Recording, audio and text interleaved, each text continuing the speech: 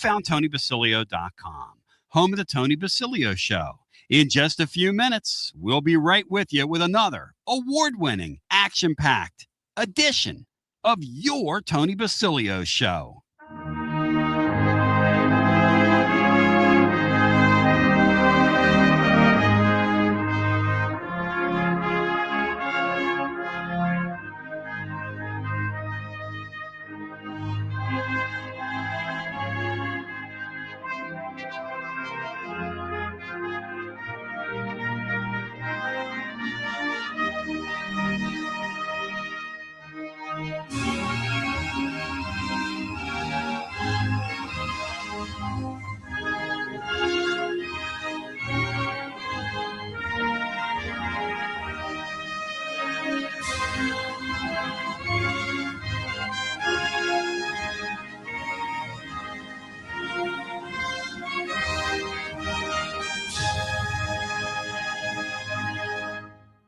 You found Radio Free Tennessee. Your Tony Basilio Show will begin momentarily.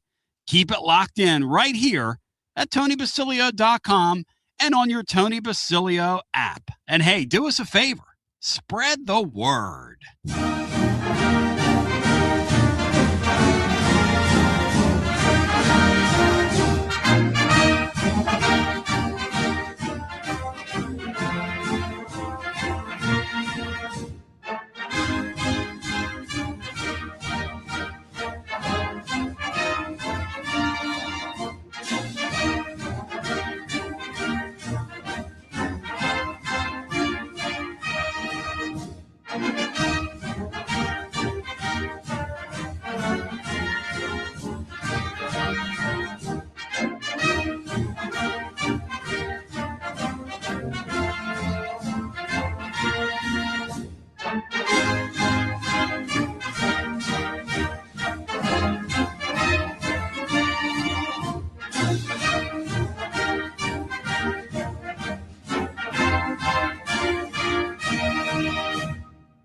Another award-winning, thought-provoking, action-packed edition of the Tony Basilio Show is coming up next. Tips are always appreciated here at TonyBasilio.com, home of the Tony Basilio Show.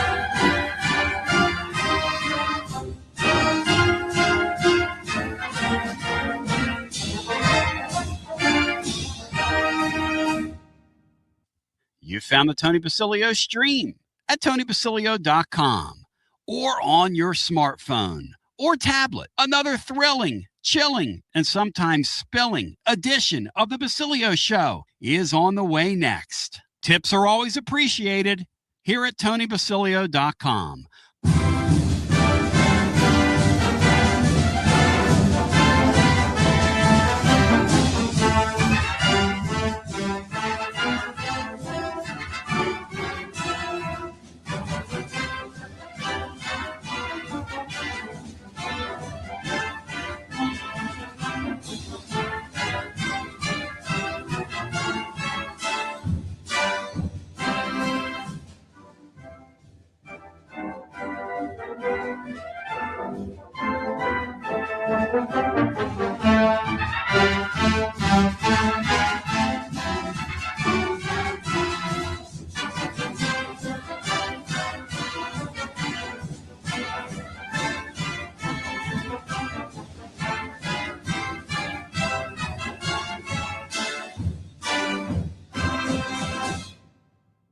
You're listening to FM 105.7 and AM 1340, WKGN Knoxville and W289CU Knoxville. Fan Run Radio. Shout out to Maury Hanks because it's a tradition unlike any other and whatnot. A tradition unlike any other and whatnot. And by the way, shout out to my man Bino Jeff Henderson is with us today, who reigned supreme over on the blog. He reigned supreme over on the blog today. So it's pretty next level. I will congratulate him momentarily, but first, I don't want him to have a big head on him. It's a Monday. And Brian, what is that tradition unlike any other? Is it Augusta National, or is it the fact that Phil Steele drops his annual and then he comes correct on our show, Brian? What's the tradition unlike any other? Come on now, Bri. Talk to me here. Talk to me, Bri. Philip Steele will appear in about 10 minutes. See? As I say, it's a tradition unlike any other. And it's so next level. Bino, just another sign. I'm starting to sound like these people, Bino. It's just another sign, Bino, that it's upon us, brah.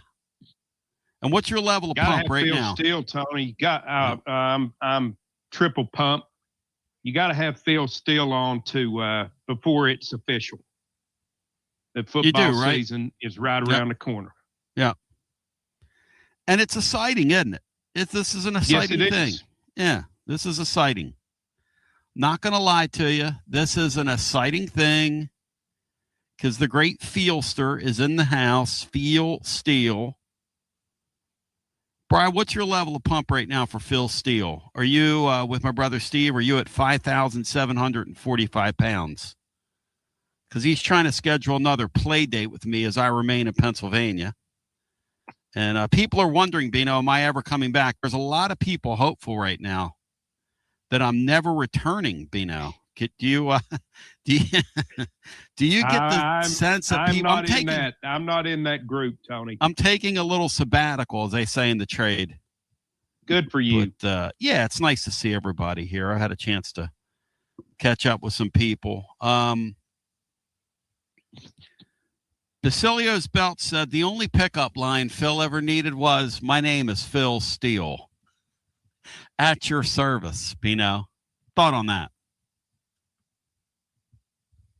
I never have had a thought on Phil Steele pickup lines, to be quite honest. Try it out. My name is Phil Steele, and I'm at your service.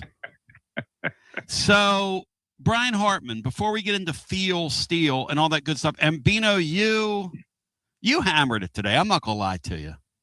You're the best, man. You're the best. That's kind of you, Tony. I saw your all's rankings, and for some reason that style just popped in my head. And things seem to fall together with a couple of different coaches, similarities. So just a little ditty. Pat, Jack, and Diane, you're the best, Bino. You're just the best. I don't know about all that. But Brian Hartman, in your humble opinion, what FIFA did late on a Saturday night, early on a Sunday morning, how corrupt are they? I'm not using T's today. Billionaire's the best. FIFA is corrupt. Brian, in your humble opinion, how corrupt are they?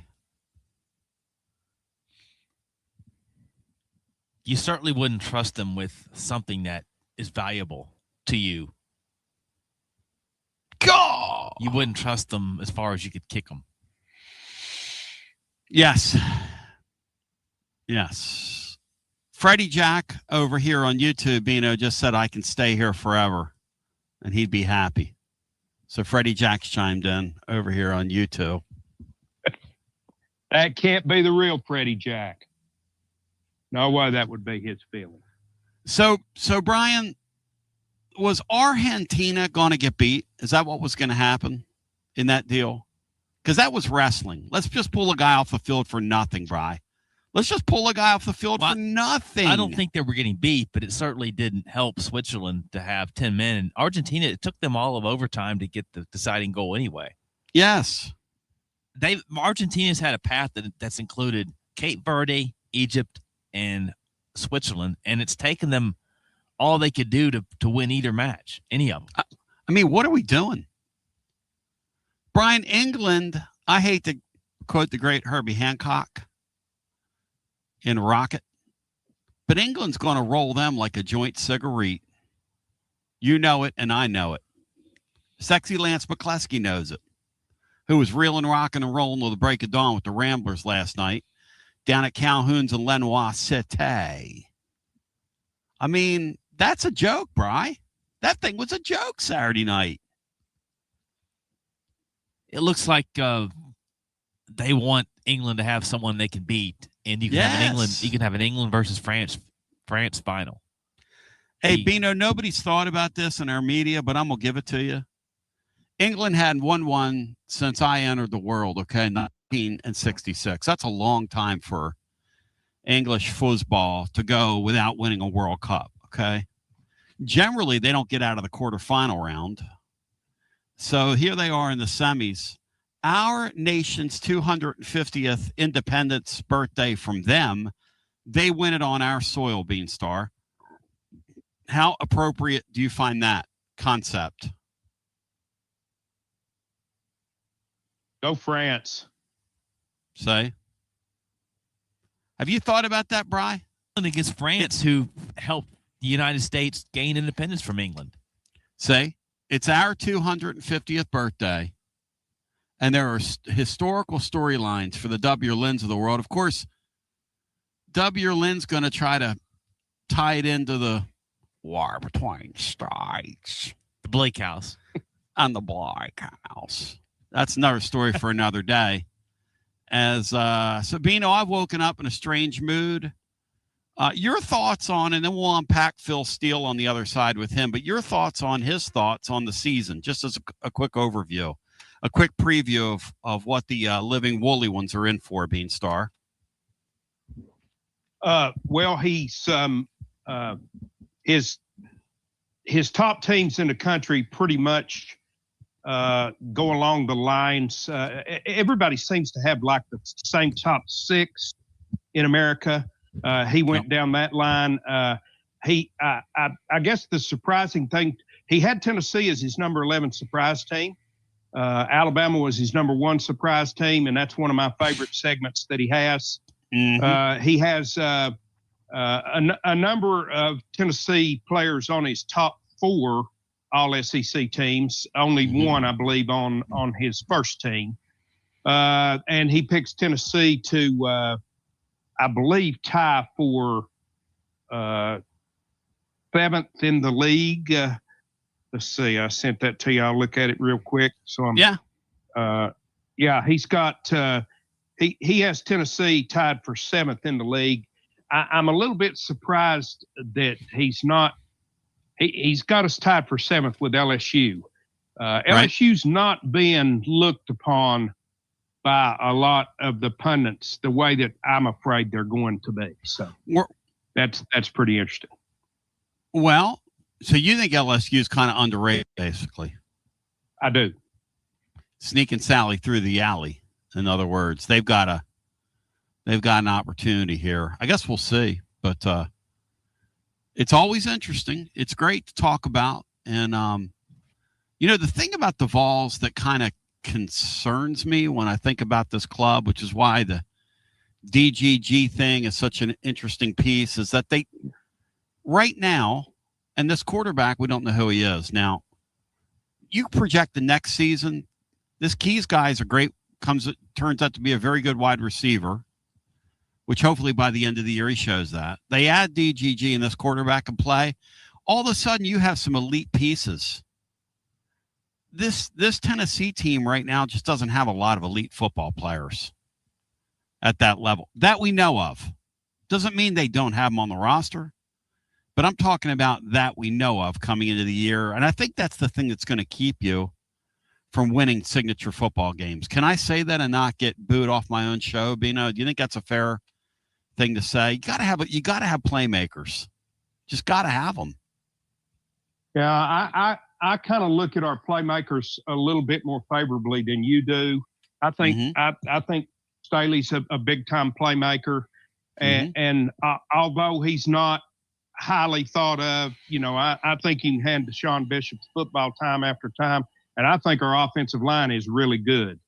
The only thing holding me back from thinking we're going to have a lot better season than a lot of people are predicting is I just don't have any idea what type of quarterback play we're going to get. Yeah, and I think we're okay in the other areas.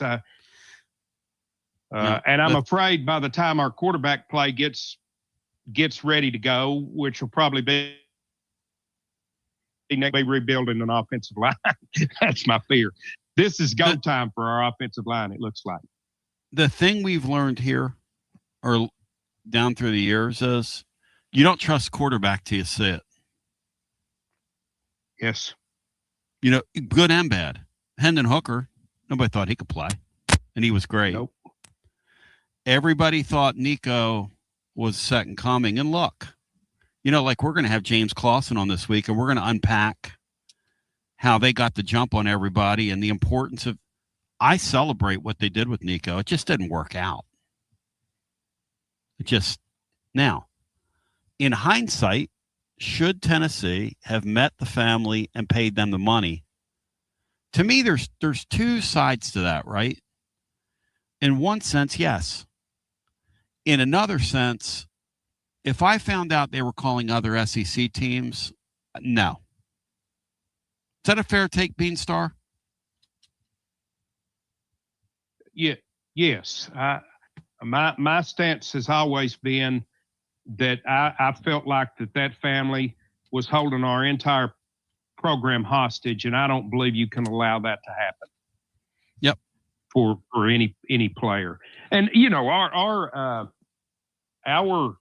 angst here from a quarterback position is, it's ingrained for a number of years here because we have two straight guys that I thought were going to be really, really good quarterbacks in Garantano and Nico, and neither one were what I hoped or thought they would be. When we come back on the other side, he makes his Knoxville, Tennessee debut. He breaks it down scientifically with us first, Factual and Furious, when the book comes out. Ladies and gentlemen, the man of steel himself, Theo Steele, right after this. Life never stops moving. And between the 30-minute commutes, daycare pickups, weekly soccer practice, Tuesday night yoga, X number of coffee runs, and that weekend trip to grandma's, you're racking up the miles. What you need is a tire that can keep up. A tire designed for doers. A tire that's going to last. Like the exceptionally long-lasting Michelin Defender tire. With an 80,000-mile warranty and the safety and comfort you expect, you can forget all about the miles ahead and focus on getting to your destination or conquering your to-do list. Fleet Tire, I-275 exit 1B at East Woodland Avenue in Knoxville. That's Fleet Tire, I-275 exit 1B at East Woodland Avenue in Knoxville. Fleet Tire. The High Noon line of hard seltzers is always a winner and always next level. High Noon vodka seltzers come in 14 flavors with real vodka and real fruit juice. Only 100 calories with no sugar added, and it's gluten-free. Personally, I'm partial black cherry and pineapple. 14 flavors. That's as many bad takes as I've got in a week. In the mood for a kick? Try High Noon vodka iced tea in 6 refreshing flavors, including peach and lemon, green tea, and half and half. Feeling adventurous? Check out High Noon tequila seltzer in 6 refreshing flavors, including my favorite, blood orange. High Noon real vodka, real fruit juice. Live like the sun is always out. Brought to you by High Noon Spirits Company. Must be 21 and over to enjoy responsibly. Are you tired of hiding your smile because of crooked teeth? At Knoxville Smiles, we've got the perfect solution. Invisalign. No metal, no wires. Just clear, comfortable aligners that straighten your teeth without anyone noticing. Eat what you want, smile with confidence, and see results in as little as 6 months. Call us today for more information about Invisalign, 865-539-1776. Or just visit us online at knoxvillesmiles.com. Smile brighter with Knoxville Smiles. Baseball fans, it's time to step up to the plate. Look your best. Get some new Tennessee gear from Alumni Hall. Alumni Hall has the best selection. Top brands for you to choose from this season. Look, it's nice and warm outside. So get into any of their 6 air-conditioned East Tennessee locations. Shop online, download the app, grab your Tennessee baseball jersey, your hat, your decal, maybe a T-shirt, and they have so much more. Earn $10 in rewards for every $150 you spend. Go Vols and shop Alumni Hall, your ultimate Tennessee shopping destination.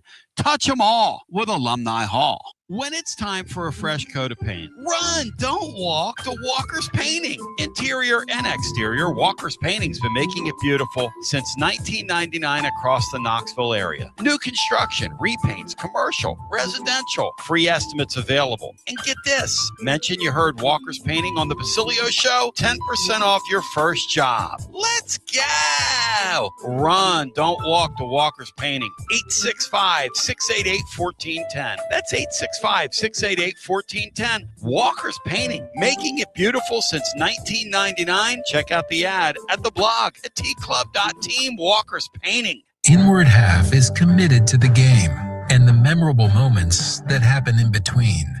From the tee box to the tailgate, from the green to the big game. For the first birdie with Dad, the first big win with Mom. Friday night lights, Saturday superstitions, Sunday traditions. Fall into the comfort and unparalleled performance of Inward Half. This fall, enjoy the walk-in. It's the hottest post-game show on the planet. Garza Law. Fifth quarter fan reaction. Fan reaction. As soon as the final gun sounds, we're live.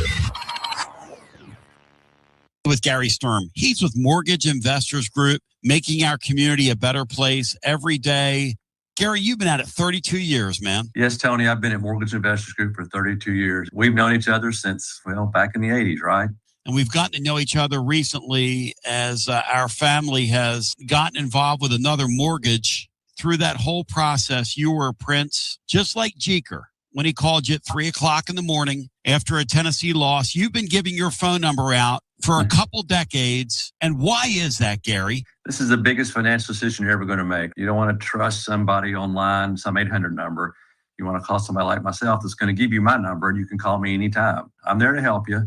I'm there to help you and your family, and I appreciate that. I appreciate your trust in me. You can call me anytime. You can be like Jeker and call me at 2 a.m. and complain about the balls just like he did. I'd rather you call me about a mortgage, but that's okay. If you want to cry about the balls, we can do that too. I'm a ball at heart. You know that. And if you want to come in and meet with me face-to-face, I'm here. If you want to do it online, I'm here. That's fine. If you're curious if you can qualify to buy a house, people know the housing market's tough. That's what I'm here for. There's no obligation. You can call me anytime. I get you pre-qualified.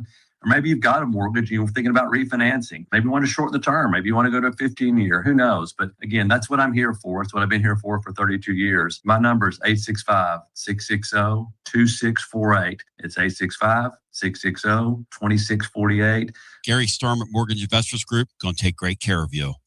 Got a plumbing or HVAC problem at home? Whether it's an AC that won't cool, a furnace acting up, a clogged drain, or a water heater problem, Pipe Wrench Home Services is ready to help. Right now, get 15% off any HVAC or plumbing repair when you schedule service with Pipe Wrench Home Services. Our licensed technicians are equipped to diagnose the issue, explain your options, and get the repair done right the first time. Don't let a small problem turn into a major headache. That strange noise from your air conditioner, the water heater that's not keeping up, or the drain that keeps backing up won't fix itself. The longer you wait, the bigger the problem can become. At Pipe Wrench Home Services, we make repairs simple with friendly technicians and fast, reliable service that you can count on. We'll arrive ready to identify the problem and get your home back to normal as quickly as possible. Take advantage of 15% off any HVAC or plumbing repair and schedule your appointment today at pipewrench.com. And as always, same-day service guaranteed or the visit is free. Restrictions may apply. Eligible for repairs up to $5,000. Visit pipewrench.com for details. It's always magnificent. Mondays on the Basilio Show, presented by our friends at Fleet Tire. I-275 exit 1B at East Woodland Avenue in Knoxville. Fleet Tire, I-275 exit 1B at East Woodland Avenue in Knoxville. And now, back to B. I'm shouting him out, shout it out loud. The great Phil Steele joins. It's a tradition unlike any other. Eat your heart out, Jim Nance. It's not at Augusta National. It's right here on the Basilio show. And when it's another college football season, Phil Steele appears. I mean, you could almost call the guy Punxsutawney Phil, because when he appears, it's 6 weeks till college football season. See what I did there, Phil Steele, as I welcome you in. And congratulations on another great magazine, brother. You've outkicked your coverage once again. Well, I appreciate that, Tony. I appreciate you having me on for all 32 years of the magazine. That first one that came out was black and white. It was newsprint, and it had like 188 pages. We're up to 376 pages, full color, 2 full pages on every single team out there, and there's 138 teams. But I can't thank you enough for having me on that very first year of the magazine. See that? We call him, and he goes, really? Because you weren't getting many calls back then, but we got right to the nitty gritty, and we go way back. I tell the story before, but I'll tell you how Phil is. One year he came on probably 20 or so years ago and told me a bunch of things I didn't want to hear. And we had a very contentious conversation in the summer about our Tennessee Volunteers. And I called Phil back after our season went absolutely just into the dumper. And I called you back, Phil, and apologized to you. How many radio hosts have you had down through the years that do that with you? 0. That's the amazing thing. I remember one year, Tony, Washington State was coming off a Rose Bowl appearance, and I picked them last in the Pac-10 or Pac-12 back then. And I got beat up. The caller or the radio show host is like, we've been talking about all week.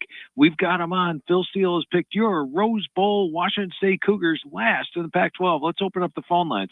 And I got beat up for a half hour on that show. And then after the season, they finished last in the Pac-12. Nope. Crickets. Not a single phone call. So you're the only one, Tony. I appreciate that.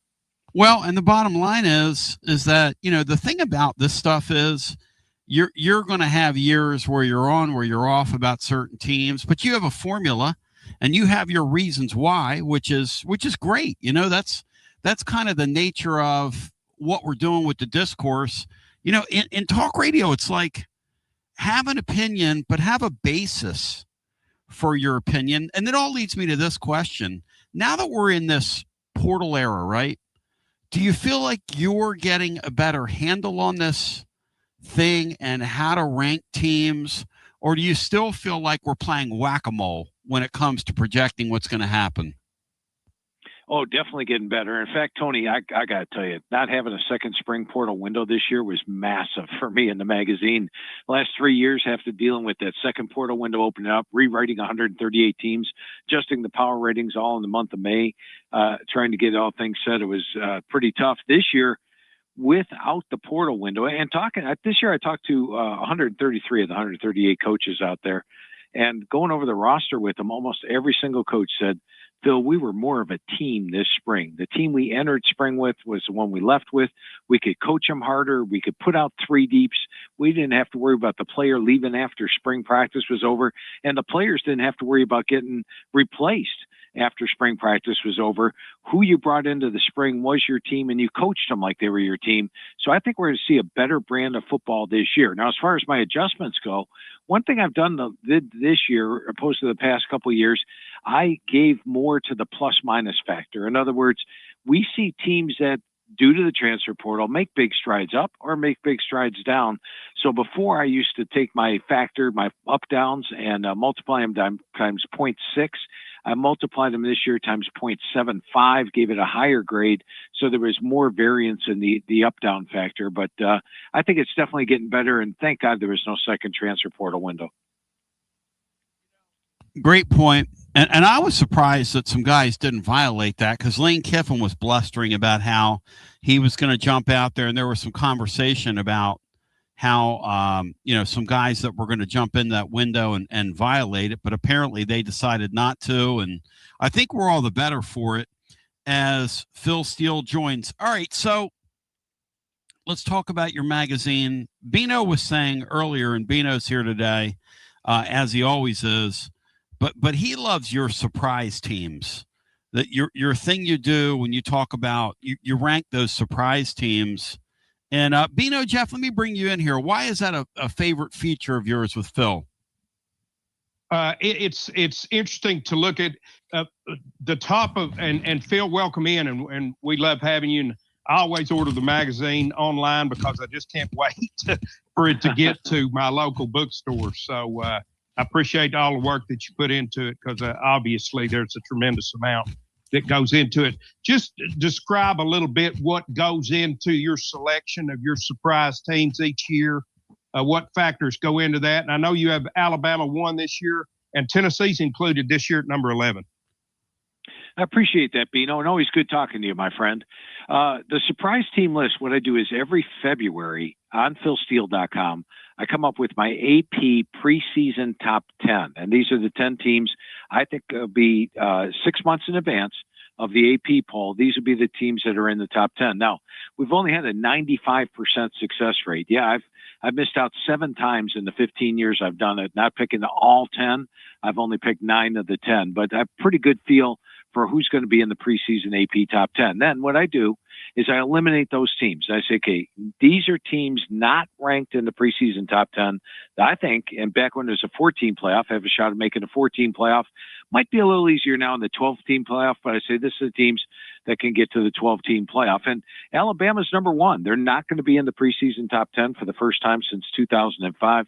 And I know everybody looks at Alabama last year and says, well, this is a team that got blown out by Georgia in the SEC title game, blown out by Indiana. They couldn't run the football at the end of the year, and that's all they remember. But Kalen DeBoer and Ryan Grubb will get that run game going this year. They've got a new quarterback, but whether it's Keelan Russell or Austin Mack, I like both quarterbacks. And in fact, they're deep. If something happened to one of them, the other one would step in and they'd be fine. I do think they get a much better run game this year. The defense is solid throughout.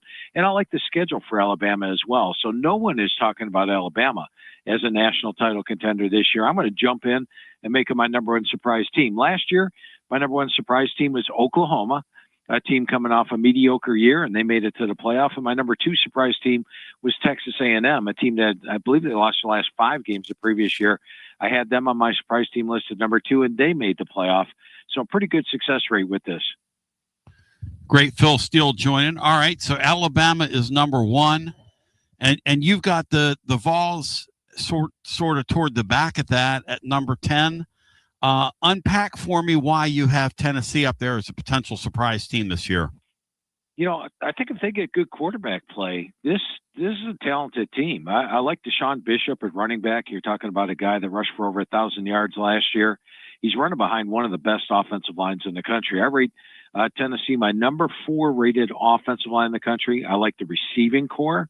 They're young, but they're talented. Guys like Braylon Staley and Mike Matthews. I've got my number 7 receiving core in the country. So if they get good quarterback play, and it's between Brandon and McIntyre, I think they've got 2 talented quarterbacks that can get there. This offense is going to be explosive, as you would expect from the unit. And then defensively, I've got the linebackers rated number 6. Do have some question marks up front on the defense for what they lost. But overall, they have a pretty good D. And the special teams I rate number 12, so they are a complete team. When you factor in the schedule, and Tony, I know we've been doing this for 32 years. You're going to ask me to go game by game, who I've got favored, who I've got them an underdog. I'm just going to tell you I've got them a 7-point or less underdog in 3 games. And all the other games, with one exception, I've got to pick them. I have them favored. So all you have to do is win a couple of those close games, and all of a sudden they're in the playoff mix. Well, here's the thing, right? And you've taught me this down through the years, and other folks that watch the sport and prognosticate and want to get near that accurate total at the end of the year in terms of wins and losses. Your schedule is just about everything in that sport. Now, you can be talented and still be ground down by a very difficult schedule. Texas is going to find that out this year. Arkansas is not very good, and they've got a difficult schedule. Oklahoma could be pretty good, but they've got an extremely difficult schedule. Phil, last year, Florida got absolutely swallowed. And we could see that coming from a mile away. That looked like a gathering storm in July when you watch that. They knew what they were walking into. Point is, schedules really, really matter in this sport. Yeah, massively. And it is a huge part. Look at Wisconsin this year, for example. Last year they took on the nation's toughest schedule, and hats off to their AD for keeping Luke Fickell around. I thought they were competitive at the end of the year. They knocked off a couple of teams, including Washington and Illinois down the stretch, despite losing their starting quarterback and playing the toughest schedule in the country. This year, they avoid the three big boys. They don't have to play Oregon, Indiana, or Ohio State, and that's going to be a big plus. So Wisconsin with the better schedule will be better. You know, when Oklahoma and Texas entered the league, Texas played probably one of the lightest Big 12 SEC schedules, I should say, and Oklahoma played one of the toughest. And we saw Oklahoma have 2 losing years in their first 3. So schedule is a massive factor. And look at Missouri. I think we're going to find out a little bit about them this year. They've been playing one of the more manageable SEC schedules the last 2 years. Now they take on the second toughest schedule. They may be a better team, but not match the record. And by the way, since all politics are local, Phil has Tennessee's schedule ranked 22 in America. Texas is ranked 1. Other teams on Tennessee's schedule include Arkansas, Mississippi State. Arkansas is 4. Mississippi State is 8. Kentucky's 11. LSU is 15. Bama is 19. So just a quick breaking it down scientifically from the great Phil Steele. Bino, jump in here as Phil Steele visits on a Monday. We're getting close. Go ahead, Bino. Phil, another thing that I always take a look at in your magazine, and it's amazing to me that the teams that are on the extreme side of turnover margin and close wins or close losses, how high percentage of that there is a correction the following year that either helps or hurts them. Yeah, I appreciate that, Bino. You know, the first year of the magazine, 1995, I had one metrics article. And back then, there weren't even metrics articles. But it was on turnovers equals turnaround. And I'd gone back and done the research, I think, over 7 years. And teams that had benefited from double-digit turnovers plus double-digit turnovers one year, 75, 80% of the time had a weaker record the next year, and vice versa. Those teams that didn't get the break, they were negative double-digit turnovers one year. The next year, they had themselves a much better record. So throughout the years, I have gone through and added metrics articles upon metrics articles upon metrics articles. And now in the magazine, I've got, when I look at a team, I look at my 9 sets of power ratings played into the schedule, like Tony talked about. I add in the experience chart, the homegrown chart, turnovers equals turnaround, stock market indicator, close wins, close losses, conference YPG versus conference record, all conference points returning, toughest schedules, YPP factor, draft day party hangover, net upsets. We've got loaded with metrics articles. And the one I like best, people always ask me, which one do I like best? I like it when multiple ones align on one team. If they've got 5, 6 factors, all saying up or all saying down, that's when it's the most effective. You know, it's yeah. Go ahead, Bino. Who are the teams this year, Phil, that have a number of those factors in their favor? Yeah, there actually are a good number every year, which have a bunch. You know, you take a team like my number one most improved team, Liberty, for example. Last year they were plus 67 yards per game in CUSA play, but they were 3-5. Now, my conference YPG article talks about how plus 67 yards per game, you should be 6-2 in league play. They were a lot better in their record. They rate a plus 6.5 in my stock market indicator. They had 4 net upsets. They had 4 net close losses. I've never seen a team lose 3 straight overtime games in one season, back to back to back. They did that. So they were 3 plays away from being better in all 3 of those games. The group of 6 teams lose a lot to the portal. In fact, when I go through the rosters with the head coaches and I'm talking to them, they'll say, hey, he's going to have a really good year. In fact, such a good year, he won't be with us next year. They realize if they make them all conference, they're going to get bought by one of the Power 4 teams. Well, they only lost 27 starts to the portal to FBS teams. They're number 60 on my experience chart, good for a group of 16. They take on my number 135 schedule. And 8 of my 9 sets of power ratings call for double-digit wins. So they have all those factors going for them. Now, a team like Arkansas, was so much better than its record last year. They were minus 11 in turnovers. They were minus 5 yards per game in SEC play, more like a 4-4 team, but they had a horrible record. They had 6 net close losses. Go back to the start of the year. Remember, they were driving on Ole Miss to put the game away and win it, and they turned it over.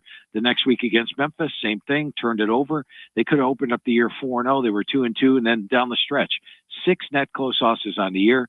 They rate a plus 3.5 in my stock market indicator, and they had 3 net upsets. But balancing that out, they're number 16 in the SEC on my experience chart. They were the least experienced team in the SEC. They're number 16 in my homegrown chart, something new to the magazine this year. And they play the 4th toughest schedule in the country. So they had conflicting things going on them. It's practically a brand new team. So the fact last year's team was better than its record doesn't necessarily show this year because it's a brand new team. Hey, Phil, obviously you have a formula and you have to trust your formula. And when it comes to just trying to prognosticate exactly what's going to happen, give me a couple teams that you looked at and went, wow. I mean, I don't know if I agree with this, but I got to put it down because I trust my work. In other words, volatile football teams that you think, man, it could really go well for them or go well for my prediction, or boy, I don't know about that. You have any volatility candidates this year? Yeah, I would think so. One of them might be TCU. You know, when you look at TCU, there's question mark at quarterback, but I really like Jaden Craig coming in, 6'5", probably would have been a 5th-round draft pick this year. And when I talked to Coach Dykes, he's thinking they can contend for the Big 12 title, which I think they have the talent to do so. And the season starts out well, but they got a couple of toss-up games. They got to play UCF on the road, BYU at home. They got to play at Baylor, at Arizona, at Texas Tech. They play Utah at home. So it's not a great schedule for TCU. Plus, I remember talking to both Coach Kleiman and Coach Campbell of Kansas State and Iowa State last year prior to their game overseas. And both had big-time questions. They were like, how's it going to affect our season? And guess what? It affected both teams' season. Kansas State in the short term, because right after coming back from the trip, they played 4 straight games, opened up the year 1-4, I believe it was, until they finally got the bye. And then in Iowa State, they got banged up in the second half of the year. And I think part of that had to do with all the logistics that went into the trip. Well, TCU's got to play North Carolina in Dublin. Now, yes, they get a bye the next week, but all the coaches, and you remember Florida State and Georgia Tech played overseas a couple of years ago, and both teams had below expected seasons. So you have to factor that into the equation. I think there's a lot of factors you could throw into a team like TCU and say, yeah, they could be a Big 12 contender, or, oh, no, they could be middle of the road.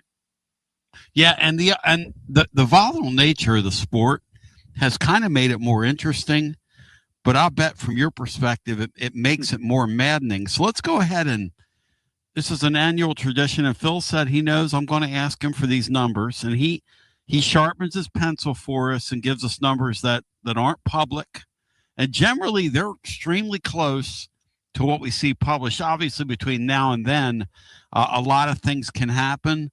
But Phil, Tennessee opens the season September 5 with Furman. Do you have a number on that game? You know what, Tony? I do have a number on it. I don't have it written in my book. I'll look that one up. You can ask me that one in a little bit. All right. Let's go to at Georgia Tech. At Georgia Tech, I got them a 3-point favorite. I think Georgia Tech's a dangerous team. They're at home, but I do think Tennessee's the stronger team and should be able to travel well there. So I have Tennessee a 3-point favorite at Georgia Tech. All right, Kennesaw, which is our tailgate for the kids' game for Amachi. We need your tickets. Get them into us as we children that have one or both parents incarcerated. We're going to take them to the game and show them a great tailgate as well. September 19th, Phil, what you got? I'm a 31-point favorite against Kennesaw. I know Kennesaw is one of the top teams in CUSA last year. But they went through a lot of change in the offseason. They lost a lot to the transfer portal. I think the Volunteers roll in that one. I've got them a 31-point favorite in that game. Woo! An absolute signature game on September 26th. All the Mannings will be in the house. Football royalty, and Texas, one of the top teams in America. Phil, what you got? By the way, for the Tennessee Furman game, Yes. I've got Tennessee a 49-point favorite in that one. Woo! Starting the season as a 49-point favorite. Kind of glad I'm not going to gamble from week to week because that's crazy. September 26th, Phil, noon start. What you got with Texas? I have Texas a 4-point favorite. I really like the roster that Texas brings into this.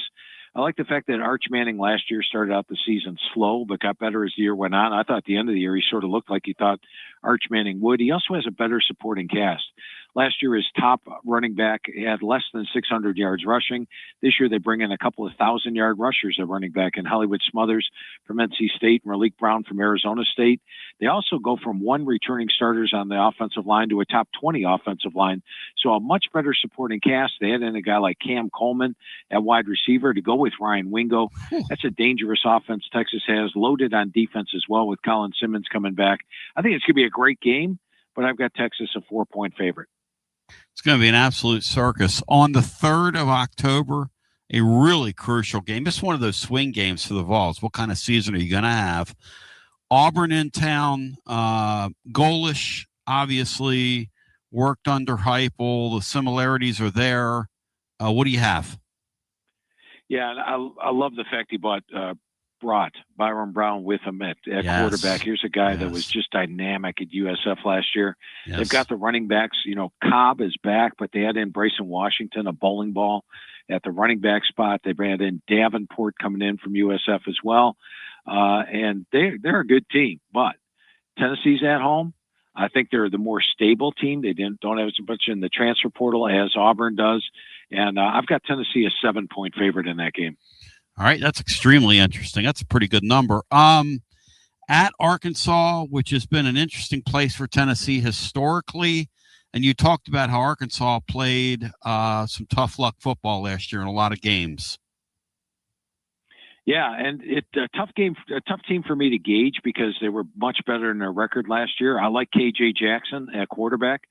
Sutton Smith comes over from Memphis as the running back, and Silverfield does a good job there. But this is a completely rebuilt team, and even though they're at home, I've got Tennessee a 6-point favorite on the road.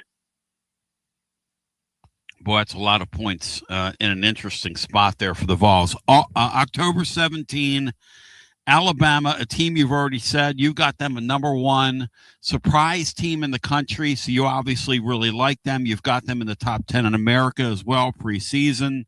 What's the number? I think Alabama's the better team this year coming into the season, but I really like the situation for Tennessee. Alabama the previous week is hosting Georgia. That's a massive game. And after the Georgia game, they have to go on the road and face Tennessee. And of course, Tennessee extremely tough at home. I was torn. When I was going through, and what I do, Tony, by the way, is after I put the magazine to the press, send it out, I go through every single game for every single team for the upcoming season. I look at the situation, look at the matchups, look at the talent, I look at the series history, home field edge, all that situation, all that stuff is factored in. And there were times when I was doing the write-up where I'm like, I lean with Tennessee. And then there were other times I'm like, I lean with Alabama. I went with Pick'em on that one. That's a one Pick'em game I have on Tennessee's schedule this year. All right, moving along. That's extremely interesting again. A spot for Tennessee that's kind of been a problem area, which is road games and weird road games at that. At South Carolina, October 24, a quarterback that can run around and make plays. How much of him will be left by midseason? Who knows? But what do you have for that one? Yeah, and once again, scheduling-wise, advantage South Carolina. South Carolina's coming in fresh off a bye. They're at home. Extremely tough team to beat at home. And Lenore Sellers is there. They also, they're in the proper situation this year under Coach Beamer. He's always does this when nobody expects anything. 2 years ago, they made my most improved list and finished the season with 9 wins, nearly made the playoff. This year, they make my most improved list again this year. I got my number 10 most improved team in the country. I have South Carolina a 3-point favorite in that game. Wow, that's kind of interesting. Again, when you factor in all those things, what you're off, what Tennessee's coming off, the Alabama game, which probably be a physical football game. Moving along, November 7, Kentucky in Knoxville, a night game. Yeah, and this one, both teams are off a bye, so no situational advantage here. Kentucky or Tennessee's the stronger team. They're at home. I don't like to lay a lot of points in my preseason line when you're taking SEC versus SEC, so I cut it at 14 in this one. But I think I will take the Vols. If the line's 13, I'm taking Tennessee. So I'm going to say Tennessee minus 14 in that game. By the way, I think the Stein guys are pretty good higher at Kentucky. I guess the question is, are they going to invest financially in football at the behest of their basketball program? That'll be interesting because I think that's a pretty good hire by them. Phil, your thoughts on Stein before we get back to running them down here? I do think it's a good hire, and I also like their quarterback, Kenny Minchie. He's a guy that almost won the Notre Dame starting job last year, and you're looking at a guy that has the mental makeup to be solid. All the indicators are there that he can play. I just look at the fact that they're number 15 on my experience chart this year, number 13 on my homegrown list this year. And it's practically a brand new team from last year. Generally, every second-year head coach I've ever talked to, Tony, says, boy, are we in a lot better shape this year. I know the players know the system. And last year was like starting from scratch. Now this year we've got a full thing under our belt. Second-year head coaches usually do much better. And I'm thinking this is a rebuilding year for Kentucky. Phil Steele joining. I'm going to let Phil give the coordinates for everything that he does here momentarily because the man's absolutely next level to take this time for us and to dig deep into his bank and share these numbers with us. November 14 at Texas A&M. It's a flex time game. We don't know when the kickoff is, but Phil, what you have? Well, the Aggies are loaded this year. They do play a tougher schedule. Do keep in mind that last year they did not defeat an SEC team that finished the year with a winning SEC record. So that's one thing to point out. They do have a tougher schedule this year, but they are at home. If Marcel Reed doesn't turn the ball over a bunch, he had 12 interceptions last year, a couple of key fumbles, then I think they're in good shape. Their offensive line got taken a little bit. They only have one starter back on the O-line. They are down some, although when I talked to Coach Elko last year or 2 years ago, he said that he felt Tennessee's offensive line was middle of the pack. Last year, he said it was a Joe Moore Award contender, and they really were the majority of the year. This year, he said they're down early, but they have the potential to get there. And this is late enough in the year where that offensive line might be coming together. College Station, one of the tougher venues to go to. I have Texas A&M a 7-point favorite in that game. Yeah, it's not surprising. It's a very, very, very, very difficult place to play. And, the big question for the Tennessee is when you start looking at a game like that, and you do this with all these teams, how grown up is your quarterback by then? How healthy is your team by then? Because you're going to face a roster where their offensive line, either they figure it out by then, Phil, or they're terrible. Like, it's a weird situation we have with these rebuilt offensive lines, as we've seen down through the years. The line either figures it out, or that quarterback's back there getting run over from A&M. These games are tough, aren't they? And being on the Joe Moore Award Committee, I am, there's a lot of the guys when they're breaking down offensive lines. It's almost unanimous. I mean, these guys are ex-offensive linemen, offensive line coaches. They break down the film on. It's the hardest working award committee I'm on because these guys will literally spend hours and hours and hours breaking down film. But their consensus is that since the transfer portal became prevalent like it is, and so many teams are bringing in new players, that offensive line play has really gone down the last 4 years because it's lacking the cohesion. The fact you don't have 5 fingers working as a hand together. And they feel that offensive line play has really gone down the last 4 years. And it's got to be detrimental to the level of college football we're seeing. It just has to be. I mean, when you're offensive line, right, it's got to be.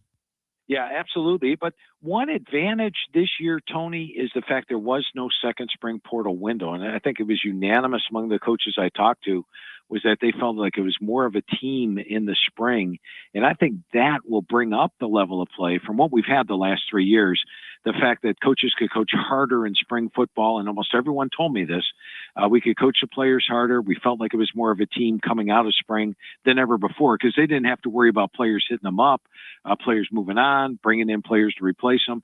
So that's going to help college football overall. I think we're going to see a better product on the field, but the offensive line is going to remain the same in that respect. You have a really terrific point with that too, in that these guys in the halves last year in the spring, they went and rated the have-nots. Like you saw in the spring, hey, we have a hole over here. Let's go fill that hole. They weren't able to do that this time around, which will be really interesting because they're going to lie to people like me and you and tell us we don't have any holes when, in fact, they're going to get out there and then we're going to, oh, they got a hole over there at left guard. At any rate, here's a team I can't figure out, and you are not tremendously bullish on this team, Lane Kiffin, in his first year, November 21st, LSU in Knoxville. What do you got, Phil? Well, first of all, I think LSU is going to be a preseason AP top 10 team. I believe the Lane Kiffin portal situation, all the players he's brought in, Sam Leavitt at quarterback, I think the media will have them in the top 10 at the start of the year, 11th at worst. And I think that it might be a little overrated. And I'm going to go back and talk to you about Texas Tech for a minute. Remember, Texas Tech had the #1 transfer portal class last year, and all of a sudden, Texas Tech was a dominant team. I mean, almost there on a weekly basis. They were not just beating teams, they were destroying teams. But one thing I want to point out is last year, Texas Tech was also number 5 on my experience chart. So they had a lot of guys back from the previous year, and that helped all those transfers get acclimated to the team. So to have a base like that and to throw a portal class on top of it like that, that's the reason Texas Tech was so dominant during the regular season. Now, one thing when I was talking to Coach McGuire this year, his main concern this fall is getting the team prepared for the bye because he thought the bye messed them up in the playoff. But I digress. Let's talk about LSU. LSU is number 93 on my experience chart. So this is practically a brand new team. They only have 4 starters back from last year's squad on offense, 3 starters back on defense, and those guys might not even keep their jobs all year. So it's practically a brand new team. It's tough to get meshed together. And this year I did an article in the magazine called The Homegrown Factor. And we find that most of the teams that were homegrown, in other words, you bring in freshmen, they turn into sophomores, juniors, and seniors. They get better every year, know the system inside and out, become a team together, as opposed to the teams that are just hitting transfer portal heavy every single year. Remember, Florida State went undefeated one year. They went 12-0 after the regular season, 13-0 after the ACC title game, and then the next 2 years they've struggled with the same amount of transfer portal players coming in. I think it's tough to build a team when you're that heavy in the transfer portal. So the homegrown factors have weighted in there. And in this particular matchup, I actually have Tennessee a 3-point favorite at home. Wow. All right, closing out the season, a real grudge match for the Vols. We have some Vanderbilt fans that have all of a sudden appeared like in our chats when we're on YouTube, etc. It's kind of funny. You couldn't find those people, Phil, with a search warrant, okay? But now anyway, Tennessee fans, they want some serious blood here at the end of the year. At Vanderbilt, night game on November 28th. That's going to be an absolute circus. What do you think? Yeah, first of all, I want to say that Clark Lee is doing a phenomenal job at Vanderbilt. And, you know, going through the roster with him each year, he's a confidence guy. And, you know, they're not just trying to be competitive in the SEC. They're trying to get there and actually win the SEC. Now, they did lose Pavia, but all they do is bring in the #1 quarterback out of high school coming in. We'll see how he does. And, boy, last year, I think that touchdown pass with like 12 seconds to go in the half really changed the game. Remember, Tennessee was up in the game 21-14, and then boom, what happened in the second half was a nightmare. But I agree. You got the revenge factor going on. It's on the road, but we know Tennessee's going to have the fan edge, I would think, in that game. You know, more fans there. We're going to see a large swaths of orange throughout the crowd. I'm a big Clark Lee fan, but I've got Tennessee a 6-point favorite in that game.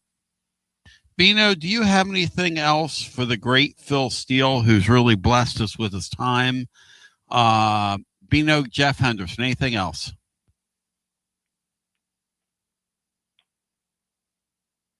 I guess Bino, Jeff. Phil, go ahead, Brian. Who do you think is going to disappoint this year, nationally, SEC-wise?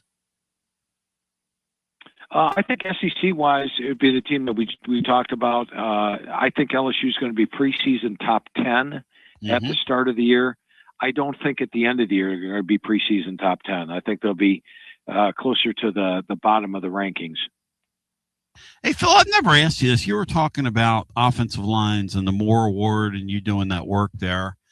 People point to Pro Football Focus all the time and the way they rate linemen and this, that, and the other. Do you find that a good resource, or what is your take on Pro Football Focus, Phil? I like the fact that they put numbers out that people can use, but when I talk to the coaches, sometimes a coach will say, well, Pro Football Focus had this guy as our number one rated offensive lineman, but if you watch a game film, this guy was our best offensive lineman. So I think it's just an easy crutch for writers to use, and they use it a lot. And they put their judgment based on them. But I don't think the coaches have the same respect level for PFF. Yeah, down through the year, I kind of call it Pro Football Hocus Focus. It's sort of been my take on it. It sounds like we have a similar. I just don't take it as gospel. It's an okay resource, but it's not the gospel truth like people act like it is. I agree with you 100%. And like I said, they're the only ones putting out numbers and percentages on the games. So the writers are going to rely on it and use it. But it is not. I'm on every award committee. And when somebody starts bringing up, hey, PFF has him here, PFF has him there, I say, this is not the Pro Football Focus Award. We're talking about what we see on the field, and that's what we need to talk about right here. And then that's what we do that's what I do in the award meetings. There are some lazy people out there that will just go by the PFF rankings. Phil Steele, tell the living real list. quick before you leave us. You've done this for over 3 decades. Through that course of time, have you found the coaches easier to deal with, or has it become more difficult through those decades to get information from them? Definitely easier for me because, when we started, I didn't talk to any coaches the first couple of years, the first 10 years of the magazine, I didn't talk to coaches. And then once we broke through, I think I did a MAC Media Days, and then I did a CUSA Media Days and got to meet the coaches firsthand. Then the coaches start talking, and then once the coaches say, hey, Phil's a guy you could say anything to. And I'm not out there looking for clicks. I don't post anything from any of these interviews. It's all between them and me, and I keep everything that way. It's been easier and easier. And this year, I talked to 133 of the 138. So, I mean, we're almost going to get there. I don't know if I'll ever get there. Time-wise doesn't permit it. But the question always comes up, are these guys honest with you? I can tell you, yeah, they're honest with me. There's a couple of coaches that one of them I didn't talk to this year. I'll remain nameless, coming from the Mountain West, where I didn't really need to talk to him because he's not going to tell me anything. But every other coach, I pretty much get great information from. Phil Steele, without further ado, tell the living listener how they can find your magazine and how they can find you as well. Do your thing. I appreciate that, Tony. Now, the magazine is out and available, but it's only at 2 brick-and-mortar locations, Barnes & Noble and Books A Million. Love Barnes & Noble for the fact that let me put 2 covers in every single store. That's something unique, and they really helped my business out in 2020 by buying the magazines direct for me. So a lot of love for Barnes & Noble, but they're also at Books A Million. If you're out driving around, those are the only 2 places you can go to get one. Or you can go online at philsteele.com. I put up daily blogs on philsteele.com, a lot of great information, but you can also buy the magazines there. It'll take 3 to 5 days to ship. I charge you a shipping charge, but you also get the digital magazine for free, and we update the digital all the way through September. So Barnes & Noble, Books A Million, philsteele.com, and check out philsteele.com every day. I put up a daily blog 6 of the 7 days of the week, except for Sunday. And you can go back and check the archives and go back and read all the ones that we posted so far this year. Phil Steele, you're the man. Much love to you, and continued success, my friend. Well, thank you, Tony. And once again, I cannot thank you enough for having me on your show at the very beginning of the magazine. 30 magazines out there. We're new on the market. You have me on. We've done this for 32 years together. And although, Tony, I've already announced my retirement date. It's going to be issue 50, 18 years from now. So we got to do this another 18 years together. Is that okay? 18. Let's go, man. I'm not going to ask you your age, but I love that. 18 years from now, man. Let's go. All right. So we're booked. I've got you booked for Yes. 18 years from now. I'll be there.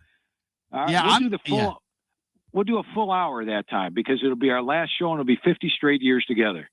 Hey, Phil, I'm not.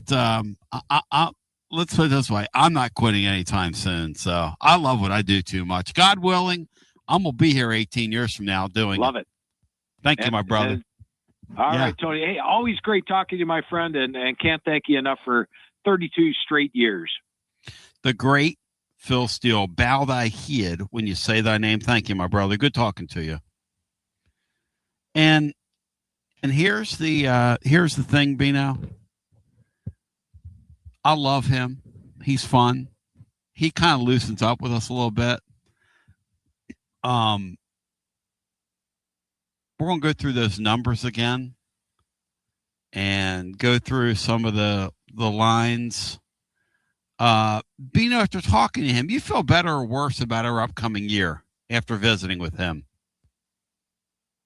I feel better about our upcoming year, Tony, because he kind of echoed my thoughts a little bit on the offensive side of the football, that if we can get solid quarterback play, which none of us know if that's going to occur or if it isn't, he thinks that we have enough to take it forward. So I think I feel a little better about it. Yeah, I kind of agree with that. The other thing I like about him is that you ask him a question, he gives you an answer. He's always been like that. And he's not a big fan of pro football hocus pocus, which is another thing I love about him. So Phil Steele brought it to the table. For those joining, he gave us the lines on every Tennessee game, his lines. His lines are pretty close to what Vegas will have when the time comes, unless obviously there's a catastrophic injury. But we've learned that down through the years. For those that missed that, I'll go through his lines again. We'll post them tomorrow over on the blog.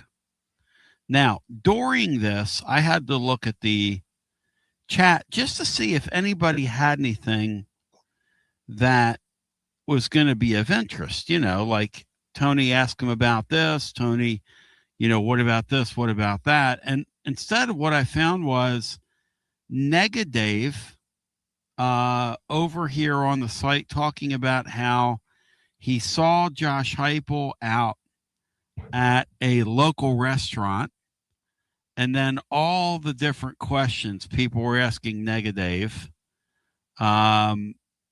about all the different plays. And it started like this. I saw Heupel eating at a restaurant over the weekend, and he had that goofy play sheet in his hands. And then it went from there. So Dave showing a sense of humor today, Bino. Something new from Dave. Never know with Dave. Philly asks, I know Heupel smokes. Was he clean shaven? That's where he went.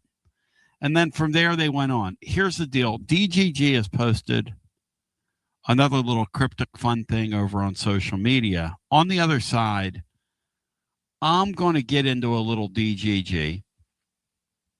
And I want to check in with my man Lumbo, because it's down to Tennessee and Ohio State. And a couple weeks back, Lumbo's glass was half empty. But he's going to tell you on the other side, his glass is getting fuller for the Vols. So we'll get there. And then I want to hear from you on the Phil Steele of it all. And then I want to get into Bino's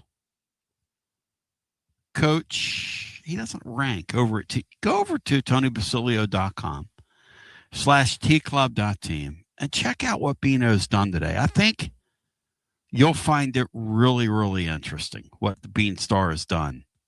As we continue with more, it is your Tony Basilio show, rocking and rolling on a Monday after this. You're listening to FM 105.7 and AM 1340, WKGN Knoxville, and W289CU Knoxville, Fan Run Radio. Tony B, inviting you to experience the Collins Insurance difference. And what's that? How about multiple top carriers that you can trust? Like Erie. They underwrite our entire Rainier studio and everything around it. Travelers. Hartford, Hanover, Progressive.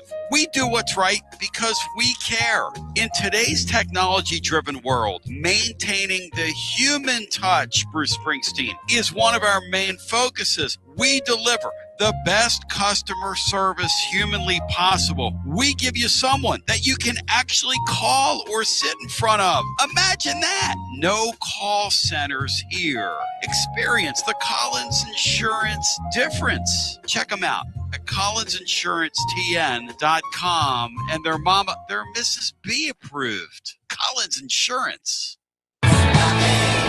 Only 3 homestands remaining for your Knoxville Smokies, and some of the best promotions are still to come. Join us the last week of the month for Paint the Park Pink Night or Knoxville Giants Night. In August, we've got UT Night and free hot dog night, and we end the season in September with Ice Bears Night and fan appreciation. So much fun still to come. So get your tickets now at SmokiesBaseball.com. Knoxville Smokies. TB with a few serious questions. You feeling tired, foggy, you gaining weight, or you just don't feel like yourself anymore? Hormone therapy is finally becoming mainstream, but it's truly something my man, Dr. Tom Rogers, has been doing for over 20 years. Dr. Rogers at Performance Medicine wants you to feel your best, and he treats both males and females. So guys, we can do this as a family. At Performance Medicine, hormone therapy is personalized to you. If you're dealing with hot flashes or mood swings or low energy, decreased libido, fatigue, muscle loss, stubborn weight gain, it might be time to find out what your body really needs. No shame in this game. You can do something about all the above. Performance Medicine offers customized hormone treatment plans based on comprehensive lab testing with options like pellets, creams, patches, oral medications, and injections. The goal is simple. Help you feel like yourself again. Next level. Make your life better. Take it to the higher plane. Visit performancemedicine.net. Schedule your consultation today. You'll feel your best with Performance Medicine. Big news, Basilio family. Get ready because the 2026 Knoxville real estate market is officially shifting into high gear. All signs are pointing toward a record-breaking year, and the energy across East Tennessee is absolutely electric right now. Whether you've been dreaming of finding that next home, looking to capitalize on your current equity, or ready to dive into the investment world, the timing has never been better. Having a game plan is the key to winning in this fast-paced market, and I'm ready to help. Give me a call, Jennifer Morris, at 865-694-5904, or reach out at nextmovesmokymountains.com. That's nextmovesmokymountains.com, and go Vols. Basilio here with the great Chad Stockton of FC Alliance. And Chad, I can hear it in the background, brother. It's World Cup season, and you guys are in the middle of it. Talk to me. We are excited. Our U9 through U12 trials just kicked off today for our locations in Knoxville and in Johnson City. So we're ready to offer any player top-level competition, top-level training anywhere they want to be in Northeast Tennessee. In our programs, we offer competitive play for anywhere from 9-year-olds to 19-year-olds.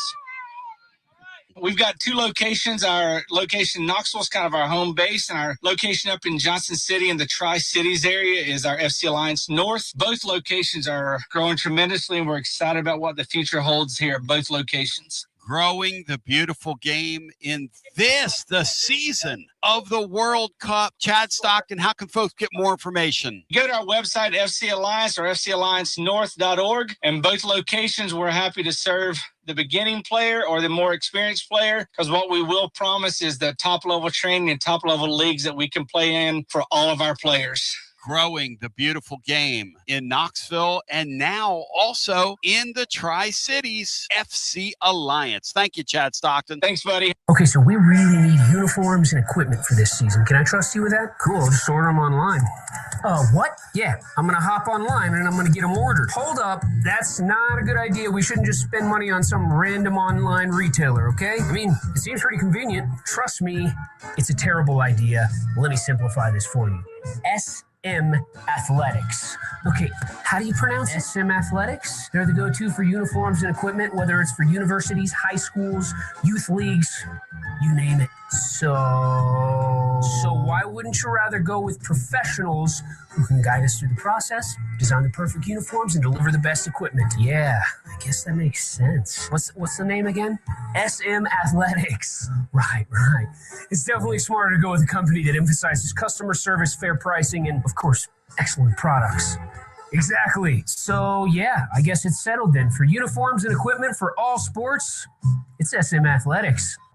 When a dangerous, overgrown, or storm-damaged tree is threatening your home, your car, or your family, don't risk it. Call ECR Total Landscapes, your local tree-cutting experts. From precision tree removal and trimming to emergency storm cleanup, ECR Total Landscapes has the equipment and the experience to get the job done safely and efficiently. Call today to set up your free estimate, 865-384-2012, or just go online to ecrtotallandscapes.com. Preparing food for a big gathering can really take it out of you. That's why you need to call Calhoun's and check out their selection of party platters. Whether you're hosting a party for the big game, a reunion, or just an everyday gathering, a Calhoun's party platter is next level. Choose from Calhoun's always excellent chicken tenders, fly with Calhoun's wings, or boneless wings with a variety of dipping sauces, award-winning next-level melt-in-your-mouth barbecue ribs, or delicious spinach artichoke dip, or get one of each. Plus, if you're doing burgers or sandwiches, Calhoun's has lots of side dishes like spinach Maria, baked cinnamon apples, Smoky Mountain baked beans, or creamy coleslaw. Available in pints, quarts, and gallons. And to finish things off, pick up one of Calhoun's great desserts to go, including homemade cheesecake or key lime pie. Calhoun's, simply your go-to party headquarters. With 9 locations all over East Tennessee, you can order online and just pick it up. Calhoun's, one of the Copper Cellar family of restaurants, along with Chesapeake's, Copper Cellar, Corner 16, Cherokee Grill, and Smoky Mountain Brewery. Eat local, eat good. TB here for Cedar Bluff Plumbing, a live and local company that's been serving our area for over 32 years and counting, because every customer counts, and I mean no job is too small. Cedar Bluff Plumbing just voted #1 by City View magazine because multiple plumbing experts are on call to serve all your plumbing needs. Chances are there'll be a plumber in your area when you call, and they won't send some salesman to your house. You're going to get a high character, trustworthy, highly trained plumber who will serve you, not like some of these guys that look like they came off the set of America's Most Wanted. Cedar Bluff Plumbing is Basilio tested and approved and will go the extra mile for you because Chucky Mack is a servant of the people and my consigliere to the throne, celebrating over 32 years of serving living volunteers. Cedar Bluff Plumbing. Call 588-4448. That's 588-4448. Cedar Bluff Plumbing. Nothing makes you realize how much you rely on your air conditioner like a scorching hot day in East Tennessee. You want more than a technician. You want someone you can trust. Schedule Pipe Wrench's $79 AC tune-up now because the heat is here. Our certified technicians inspect, clean, and fine-tune your HVAC system to help it run efficiently and reliably while reducing the risk of breakdowns when you need it most.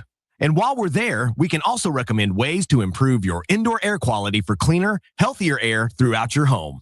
For more than 20 years, homeowners across Knoxville, Maryville, Oak Ridge, and surrounding communities have trusted Pipe Wrench Home Services for dependable comfort. And with our same-day service guarantee, you won't be left waiting when comfort matters most. Schedule your $79 AC tune-up today at pipewrench.com. Same-day service guaranteed, or the visit is free. Offer valid on standard systems only. Visit pipewrench.com for details. It's always magnificent. Mondays on the Basilio Show, presented by our friends at Fleet Tire. I-275 exit 1B at East Woodland Avenue in Knoxville. Fleet Tire, I-275 exit 1B at East Woodland Avenue in Knoxville. And now, back to B. We'll get back to looking back at our Phil Steele segment here momentarily. I want to do some DGG stuff. We're 9 days out from his announcement. If he holds to his announcement date, he has another cryptic fun tweet up today. He's having some fun with it, and why not? You know, you're only going to get to be this desirable one time. He hasn't done anything like super goofy. It's not one of those deals. He seems to be a pretty likable kid. We're a pretty good family. And he's handled this pretty well. Now, obviously, he is a huge potential piece for Tennessee.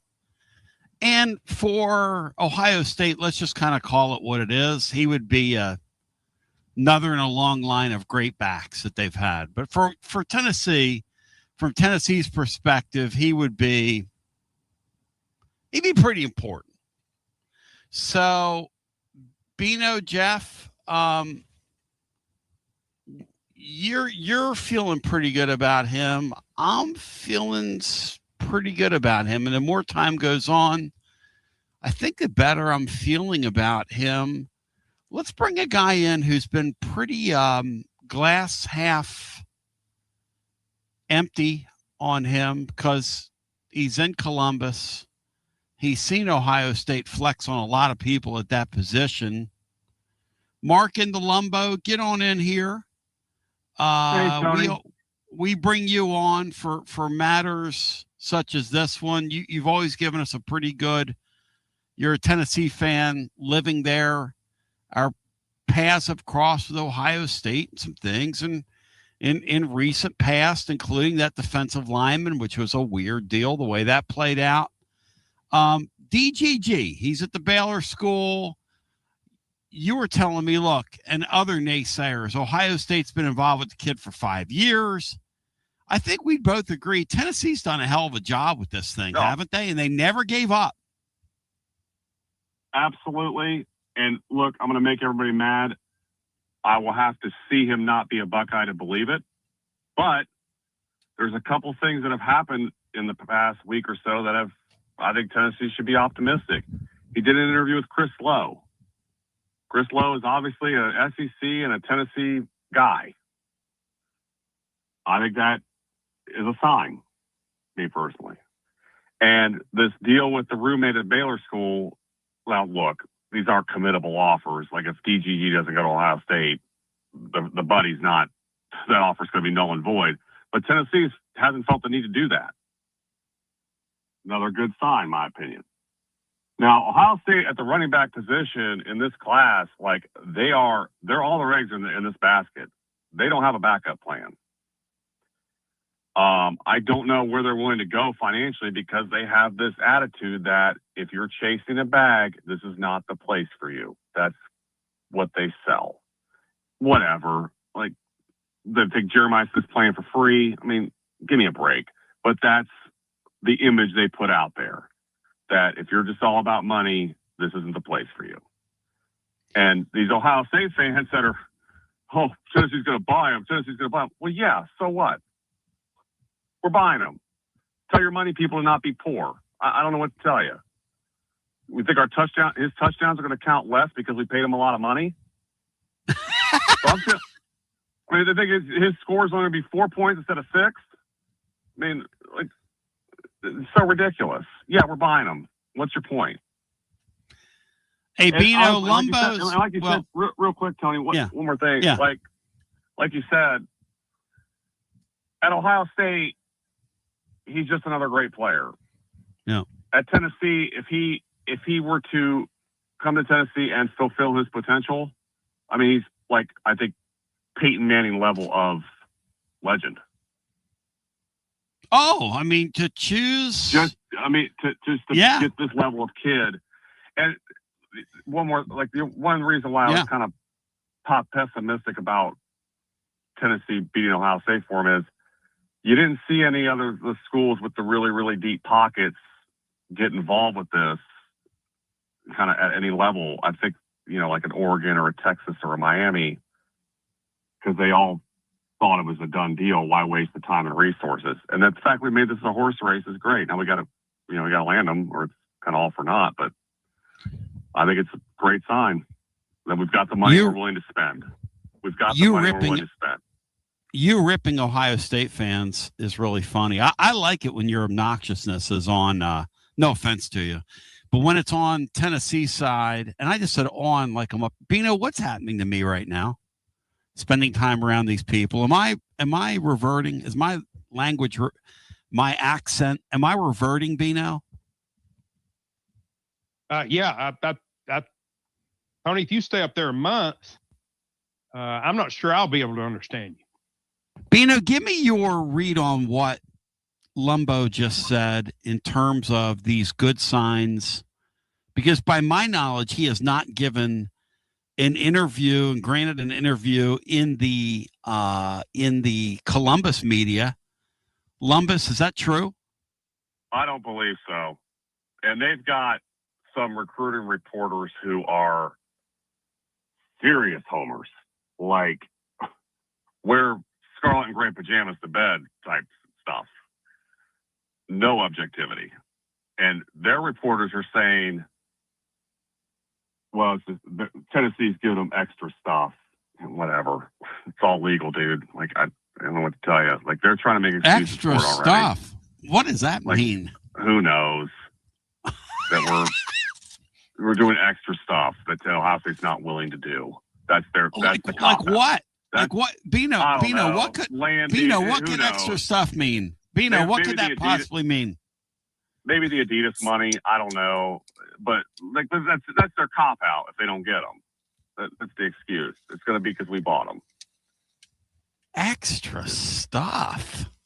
Like, and they're not used to losing too many of these, are they, Mark? That's kind of the truth about it, right? Look, when I talked to somebody, they said, look, this is like Jeremiah Smith level of commitment to getting this kid, whatever it takes.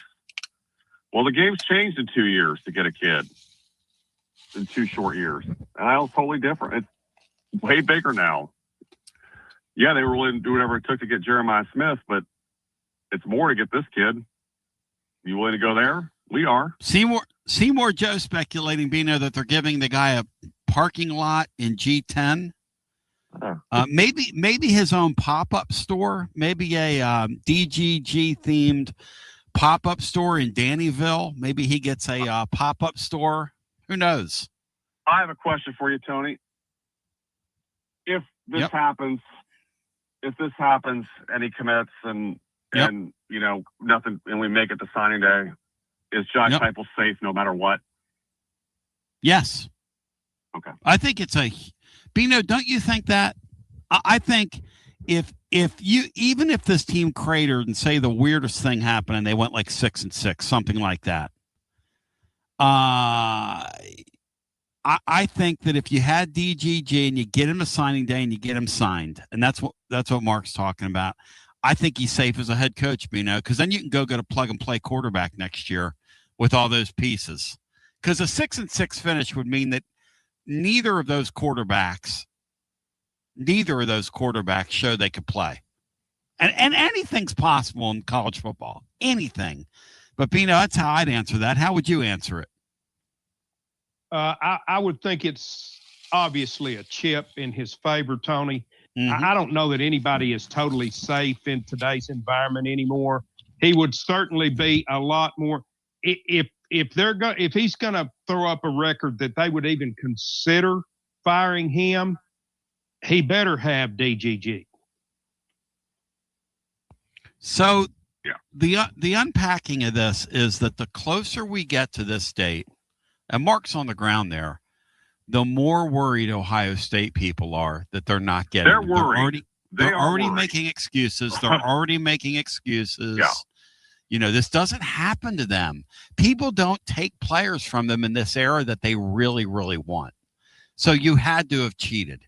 Tennessee is giving him extra. What does that even mean? We're in the NIL era. I don't know. Exactly. I mean, I don't know, because they still are on this kick that the SEC is giving extra things to players outside of the NIL purview. I have no idea.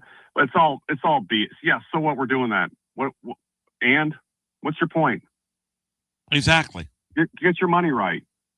I mean, exactly. You know. Anyways, thought I'd give a little update. I'm open for it. Like I'm more optimistic than I was, but I'm just gonna have to see it to believe it that he's not a Buckeye. Hate me if you want. No, I'll be thrilled if he's a Vol. I'll be thrilled if he's a Vol. I'm feeling better about it. But like I just, like I told you, they've been recruiting this kid for like 4 + 5 years. Like they've been all in on this kid. It would be a hell of a pull for Tennessee in 9 days if it happens. Like a shot heard round the recruiting world. And it and more, and even to another point, it represents that we mean business. You know, yep. Even more so than getting a kid. He's a great player, but it tells the rest of the college football world Tennessee's here to really play. No doubt about it. But I appreciate you. Thank you, Mark. Yeah. People are being nitpicky with me. They're going, what about David Sanders? Ohio State wanted him. Yeah, that's true. They've been on this guy for 5 years, though. That's the difference. With DGG, here's the backstory. None of the big boys have even bothered recruiting him. With David Sanders, Grant Williams was involved with him for several years. Nobody talks about that. I will. Grant Williams was very integral in the getting, and Bino knows that too, of the landing of David Sanders. This one here is a different kettle of fish. Now, I'm feeling better and better about Tennessee as time goes on in this deal. Better and better. But I'm with Mark. I'm not calling any shots. Like, I'll believe it when I see it is too strong a language, because I'm way past that. I think Tennessee's got an excellent chance to get him. But they've been on him. Okay, Jimmy Section says they have been recruiting for 5 years. The running backs coach has been. The running backs coach has been recruiting him since he was at Oregon. Okay, so Jimmy, if the running backs coach Bino is in their employ, okay, they've been recruiting him for 5 years is a fair way of putting it. Yes or no, Bino? Yes, he's okay. Hey, Jimmy Section, Ohio State, so thank you. Hey, Jimmy Section, you idiot. Why do players choose to go to schools? Because the connection with the assistant coach, right? Come on, Jimmy Section, you idiot. Now, don't quit being a damn idiot toward me. I wasn't born yesterday, and neither were you. So, in other words, a guy that's in Ohio State's employ has been on him for 5 years. Come on now. Come on now. Let's be honest here. That's a fair thing to say. Now, I think Tennessee's got an excellent chance to get him, and when they do, it's going to be one of the all-time great gets in the history of the school. When that happens, Bino, do you agree with me? That will be an incredible thing. I totally agree. I think he's been one of the more high-profile recruits in my lifetime here. And it is, I understand Mark's pessimism because he's up there and he's seen that up close and personal, how few of these they lose. But for whatever reason, I believe Tennessee's going to pull this upset. And by the way, the jealousy that people show because we bring Columbus on, like my boy Hoosier Vol Ryan. I mean, the cattiness being shown in the chat. They say that Mark and Columbus Bino adds nothing. He's given us great information, Bino, hasn't he? I personally love it when Mark's on here. He's a divisive figure, but I personally love it when he's on here. I know I'm getting what exactly what he thinks. It's jealousy of these guys. Celtic Drew says, I enjoy Columbus. Hoosier Vol said he's never right, Tony. What does that mean he's never right? What does that mean he's never right? What does that mean? I think a lot of that comes, Tony, from the lead into the Ohio State Tennessee playoff game when Mark said that they were ripe for the picking, and they were ripe, all right, but not for the picking.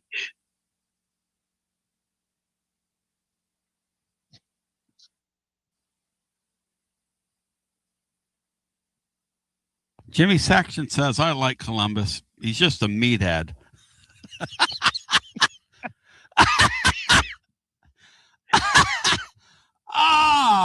Meathead's a good term that's not used enough, in my opinion. Oh, I love the term meathead. Meathead needs to come back. Who's your Raw Ryan? Tony, he just gives opinions that are always wrong. Yeah, so do I. So do I. You know, maybe that's why he's on here. So do I. Okay, so I think Columbus does have an interesting point that Ohio State people are starting to make up excuses. And some of the people that are involved in their recruiting coverage are starting to say out loud, well, Tennessee's doing extra stuff for him. Really? Really, Sherlock? You're kidding. No shoot, Sherlock. You mean like what we talked about with Alvin Kamara? It's called being smart. You mean like accommodating the family and showing them some extra love with some visits, etc.? Yeah, boy, that's really sinister. I mean, stop the presses. Hold the phone. Stop the presses.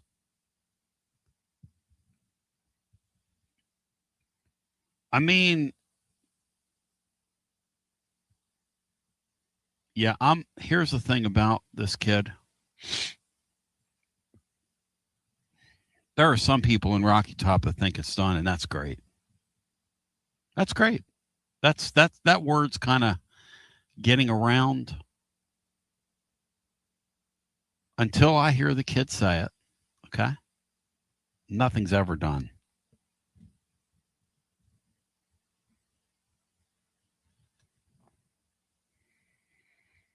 Now, I really feel like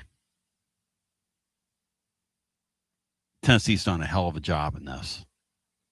And I love what they're doing with their recruiting, because truly what Tennessee's doing with their recruiting right now is very, very smart. And it's driving recruitniks crazy, but they're not involved with a tremendous amount of high school kids compared to years past, because they're going to go all in on this guy and I think probably get him. He's worth, if you get him, and he's what we think he is, right? If he pans out, he's worth about 6 high school players. That's what a real superstar is worth. Yes or no, Bino?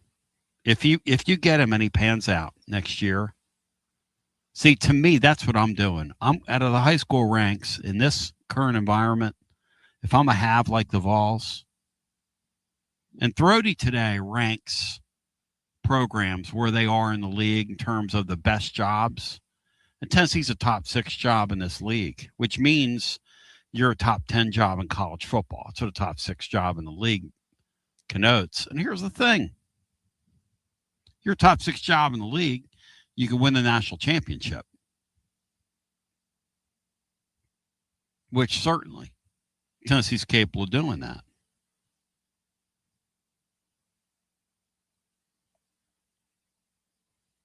So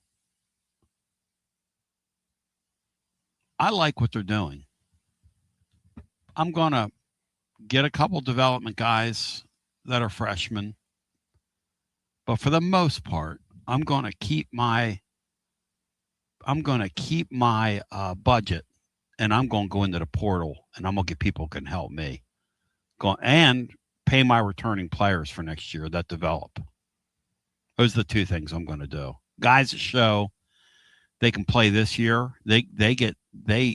I have enough money to keep anybody I want to keep heading into 2027, because I'm not going to use the term wasted, okay? Let's just use the term invested. I haven't invested in a bunch of people that won't play next year. It's kind of interesting, isn't it, Bino, to see Tennessee pivot here, because that's what they're doing. It is interesting, Tony, and I wasn't sure that we would see that kind of alteration from Tennessee in that area. I think it's the right way to go. I think it's the right balance to sign elite high school players and developmental players, and then take a larger portion than you have been taking out of the transfer pool. So, day one of the Players Era is out. The Players Era is going to take place Tuesday, November 24, around Thanksgiving again. 3 o'clock Eastern time. Tennessee and Maryland. That game will be televised to the world, but that'll be interesting. On Tennessee's side in the bracket, San Diego State, Iowa, Louisville, Texas Tech, St. John's, Oregon. In the other bracket, TCU, Miami, Michigan, Creighton, Baylor, Alabama, Gonzaga, Kansas State. Of course, that's the NIL tournament that takes place in beautiful, say it, know it, and write it down, but in beautiful Vegas. So there you have it. Bino, it's fun, right? It's fun that we have a great basketball program. Expectations are extremely high. What do you think, Beanstar? Yeah, it is, Tony. It's and to be this strong for this stretch, it's really interesting, and it's really interesting to see how Rick Barnes has pivoted since he's been here to get us to this position. All right, before we take a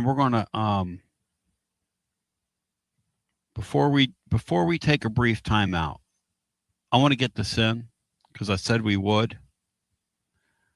And then I want to get some calls in. So Phil Steele joined, and he gave us some lines. Bino, stop me when you're surprised, okay? Okay. Stop me when you're surprised. And by the way, Bino over at tclub.teamtoday.tonybasilio.com.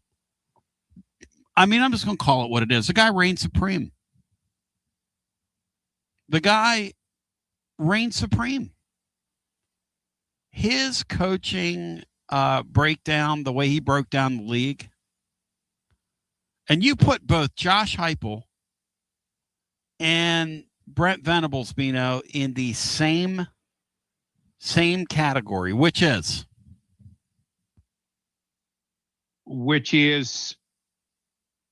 solid, but is that enough? I look at both of those guys, Tony, and I think both are really good college football coaches. But I wonder if their upsides are lofty enough for the passion of their fan base. It wouldn't stun me for both of those guys to, in one season, lose a whole lot of equity with their fan bases. Not saying that's right, not saying it's going to happen, saying it wouldn't surprise me at all. Those two guys seem very, very similar to me. Well, I think it's a fair statement. By the way, the razor's edge nature of life in the Southeastern Conference, I think Phil Steele's right. I think the writers are going and the coaches are going to love LSU preseason. And I'm hard selling them. Hard selling. I've been saying it all summer. I find them to be extremely volatile. And there we go. So we have a lot to get into. 865-200-5402.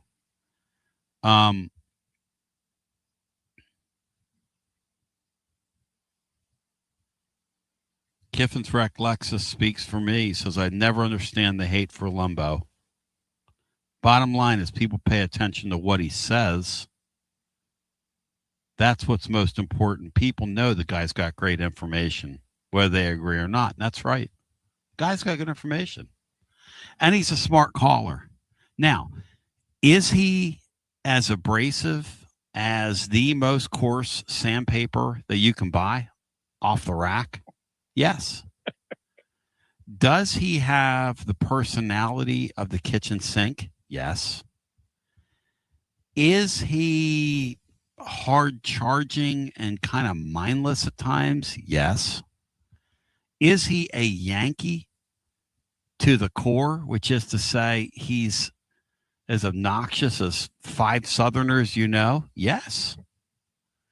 Could you call him the worst? Yeah. Is he kind of a clown? Yes. Is he an empty barrel, as the nuns used to tell me in Catholic school, that could make the most noise? Yeah.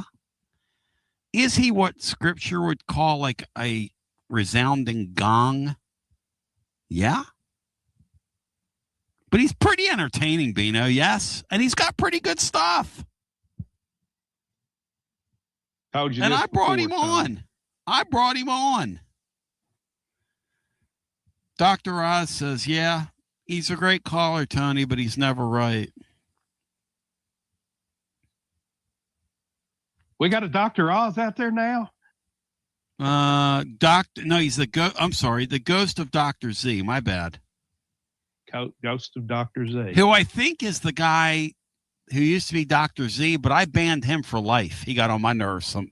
It's on some post-game show so badly. I banned him for life.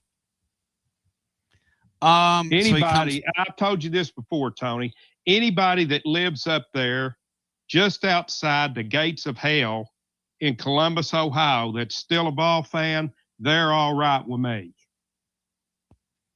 Amen. I've got a lot of forgiveness in my heart. All right, we'll get some calls in. We're going to get the Phil Steele lines in for every game. And Bino, stop me when I step out of bounds. I want to remind you that today, Phil Steele, ladies and gentlemen, boys and girls, children of all ages, appeared on your high noon hotline. Maybe we do a little high noon overdrive overtime today. But listen, here's the deal with high noon. High noon hard seltzer's always a winner, always next level. Your high noon vodka seltzer comes in 14 flavors made with real vodka, real fruit juice, 100 calories, no sugar added, gluten-free. I'm partial to black cherry and pineapple, 14 total flavors. Have I had that many bad takes since the show begun? Perhaps. If you're feeling adventurous, check out High Noon Tequila Seltzer, 6 refreshing flavors. Also, I want to remind you that High Noon real vodka, real fruit juice, and you got to live like the sun's always out. Brought to you by the High Noon Spirits Company. 21 and over, enjoy responsibly. I was just at Wawa. I watched a guy fill his cooler right in front of me, and he had some High Noon that he dropped into his cooler, and I thought, you know what? That dude's getting ready to go fishing or go play a little golf, or he's going to have himself a nice day. He's going to relax on a Monday. As we come back on the other side, 865-200-5402. I'll recap the Phil Steele lines, and we'll get some calls in as we continue right after this. You got to dream about buying some land and building on that land? Well, Waterside Contracting is your ticket. 25 years of making dreams come true, Michael Scott. For hundreds in our area, custom homes or remodels, Waterside Contracting will build on your lot. They do incredible work all over the area. Structural integrity, quality without compromise. It's a way of life with Waterside Contracting. Check out the wonderful work Waterside does. WatersideContractingLLC.com. When it's time for your dreams to come true. Quality without compromising. Waterside Contracting. He doesn't always drink beer, but when he does, he definitely prefers Dos Equis. That's right. The most interesting man in the world has returned, and he's more interesting than ever before. His phone is addicted to him. All of his teeth, all are wisdom teeth. So raise a Dos Equis to the man, the myth, the legend. And remember, stay thirsty, my friends. Dos Equis, enjoy responsibly. 2026 Cervezas Mexicanas, White Plains, New York. Located in Knoxville's historic Old City, Barley's offers great food, live music, the best draft beer selection in town, and now your new favorite place to watch sports. Their indoor projector is perfect for any weather, and they've revamped their upstairs area with more TVs to take in all of the action. Their menu features hand-battered chicken tenders, juicy burgers, fresh salads, and the tastiest pizza in Knoxville. You can enjoy their happy hour drink specials daily from open until 6 p.m. Barley's Tap Room and Pizzeria. Like our 2026 football Vol, score a T3 TD every time with T3 Vodka, Tennessee's premium vodka, handcrafted with passion, precision, and a whole lot of pride. Right here, handcrafted in the majesty of the foothills of the Great Smoky Mountains. Quality around here isn't just a promise, it's a way of life. And T3's filtered 10 times, 80 proof of vodka, delivering a smoothness unmatched. This dedication to excellence has earned T3 Vodka prestigious accolades, like a 5-time gold medal award-winning vodka and your SIPS Consumer Choice Award medal winner as well. Whether you're sipping it neat, on the rocks, mixing your favorite cocktail, T3 Vodka, your choice for a premium award-winning experience. Be like Maury Hanks. Score a T3 TD. Ask for T3 Vodka by name at restaurants and wine and liquor stores today. Drink it neat, drink it right, and score a T3 TD all 2026 long. Tennessee's Premium Vodka, T3, Tennessee's Premium Vodka, distributed by Empire Distributors of Tennessee. Big news, Basilio family. Get ready because the 2026 Knoxville real estate market is officially shifting into high gear. All signs are pointing toward a record-breaking year, and the energy across East Tennessee is absolutely electric right now. Whether you've been dreaming of finding that next home, looking to capitalize on your current equity, or ready to dive into the investment world, the timing has never been better. Having a game plan is the key to winning in this fast-paced market, and I'm ready to help. Give me a call, Jennifer Morris, at 865-694-5904, or reach out at nextmovesmokymountains.com. That's nextmovesmokymountains.com, and go Vols. Baseball fans, it's time to step up to the plate. Look your best. Get some new Tennessee gear from Alumni Hall. Alumni Hall has the best selection. Top brands for you to choose from this season. Look, it's nice and warm outside, so get into any of their 6 air-conditioned East Tennessee locations. Shop online, download the app, grab your Tennessee baseball jersey, your hat, your decal, maybe a t-shirt, and they have so much more. Earn $10 in rewards for every $150 you spend. Go Vols and shop Alumni Hall, your ultimate Tennessee shopping destination. Touch them all with Alumni Hall. Basilio here with the great Chad Stockton of FC Alliance. And Chad, I can hear it in the background, brother. It's World Cup season, and you guys are in the middle of it. Talk to me. We are excited. Our U9 through U12 trials just kicked off today for our locations in Knoxville and in Johnson City. So we're ready to offer any player top-level competition, top-level training anywhere they want to be in Northeast Tennessee. In our programs, we offer competitive play for anywhere from 9-year-olds to 19-year-olds. We've got 2 locations. Our location in Knoxville is kind of our home base, and our location up in Johnson City in the Tri-Cities area is our FC Alliance North. Both locations are growing tremendously, and we're excited about what the future holds here at both locations. Growing the beautiful game in the season of the World Cup. Chad Stockton, how can folks get more information? Go to our website, FC Alliance or FCAllianceNorth.org, and both locations we're happy to serve the beginning player or the more experienced player, because what we will promise is the top-level training and top-level leagues that we can play in for all of our players. Growing the beautiful game in Knoxville and now also in the Tri-Cities. FC Alliance. Thank you, Chad Stockton. Thanks, buddy. Out-of-town law firms have been swarming into East Tennessee lately. From Memphis, Chattanooga, and Birmingham, they've stormed into the area. Wouldn't you rather do business with a local firm? You know, a true neighbor. Marcos Garza and the pros at the Garza Law Firm are just that. There are neighbors and friends that support local causes year-round. The Garza Law Firm works to serve you professionally on criminal matters, injuries and accident matters, and Social Security and disability filings. The Garza Law Firm is here for you at garzalaw.com. The Garza Law Firm. Let us help. The High Noon line of hard seltzers is always a winner and always next level. High Noon vodka seltzers come in 14 flavors with real vodka and real fruit juice. Only 100 calories with no sugar added, and it's gluten-free. Personally, I'm partial black cherry and pineapple. 14 flavors. That's as many bad takes as I've got in a week. In the mood for a kick? Try High Noon vodka iced tea in 6 refreshing flavors, including peach and lemon, green tea, and half and half. Feeling adventurous? Check out High Noon tequila seltzer in 6 refreshing flavors, including my favorite, Blood Orange. High Noon Real Vodka. Real fruit juice. Live like the sun is always out. Brought to you by High Noon Spirits Company. Must be 21 and over to enjoy responsibly. It's always magnificent. Mondays on the Basilio Show. Presented by our friends at Fleet Tire. I-275 exit 1B at East Woodland Avenue in Knoxville. Fleet Tire. I-275 exit 1B at East Woodland Avenue in Knoxville. And now, back to B. But chill back with you, 865-200-5402. As promised, here are the Phil Steele lines, and then we'll go to the phones, and we'll get back to our High Noon hotline. A High Noon overtime, no doubt, coming your way. Bino, Jeff, stop me when you're surprised, and here's we go. Hit it, Johnny. No, really hit it, Johnny. September 5th, Furman, 3:30 start. Tennessee, a 49-point favorite off the jump. September 12 at Georgia Tech. Georgia Tech. Yeah, old habits die hard. 7 o'clock start. The Vols a 3-point favorite. Kennesaw State, 7:45 Eastern time start. Tailgate for the kids of Omachi. Shout out late great Keith Hatfield. -31 for the Vols. September 26th, Texas, a noon start. +4 for Tennessee. So the Vols are catching 4 there. So there are 4. The Vols are a 4-point dog there. October 3rd, Auburn.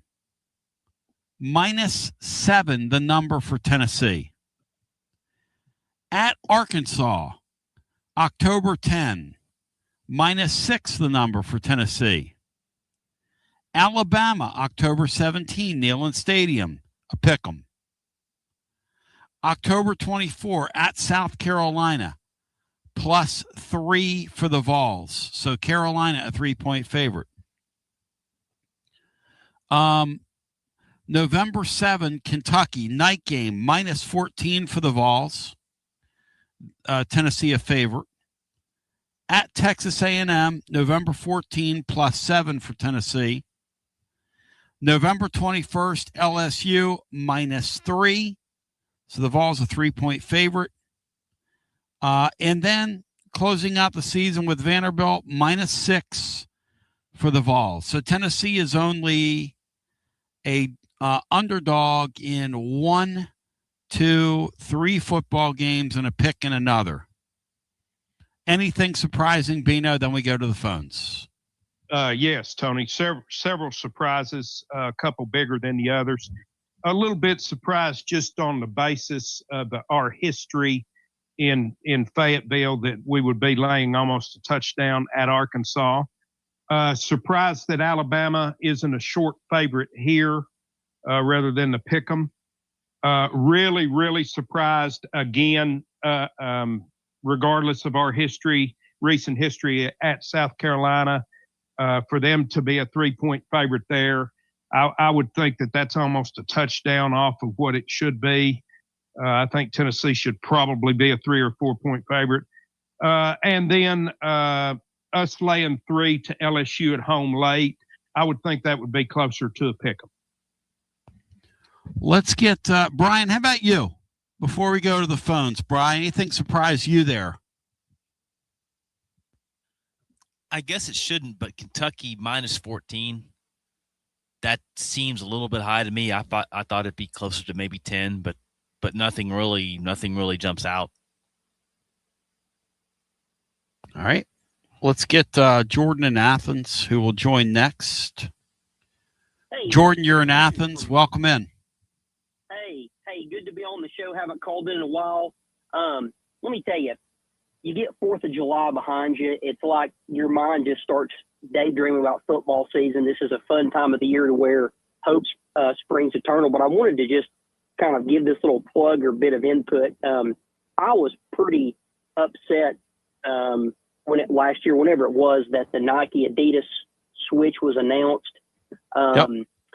I have quickly changed my mind for a lot of reasons, but I will say this. I've made my way this weekend to Alumni Hall, and they have the, as I understand it from the sales clerk, Alumni Hall is the only place right now that has the Adidas Golf Tennessee apparel. I thought I'll go in the store, look around. Let me tell you, this is some top quality stuff. I got a polo and a quarter zip and a hat. And, you know, not to mention, I will say we're talking about DGG earlier, this whole process of recruiting him. Part of my thought process was, you know, if Adidas really is throwing this extra money in the deal to sweeten the pot, I kind of want to be supportive. So I will just go on the record and say, you know, love the Nike stuff, but the Adidas apparel, it is really, really nice stuff. They have done a great job for us. So I just encourage everyone, go down to Alumni Hall, check out the apparel. You won't be disappointed. I'm getting a lot of reports like that. Obviously, I'm not on the ground there.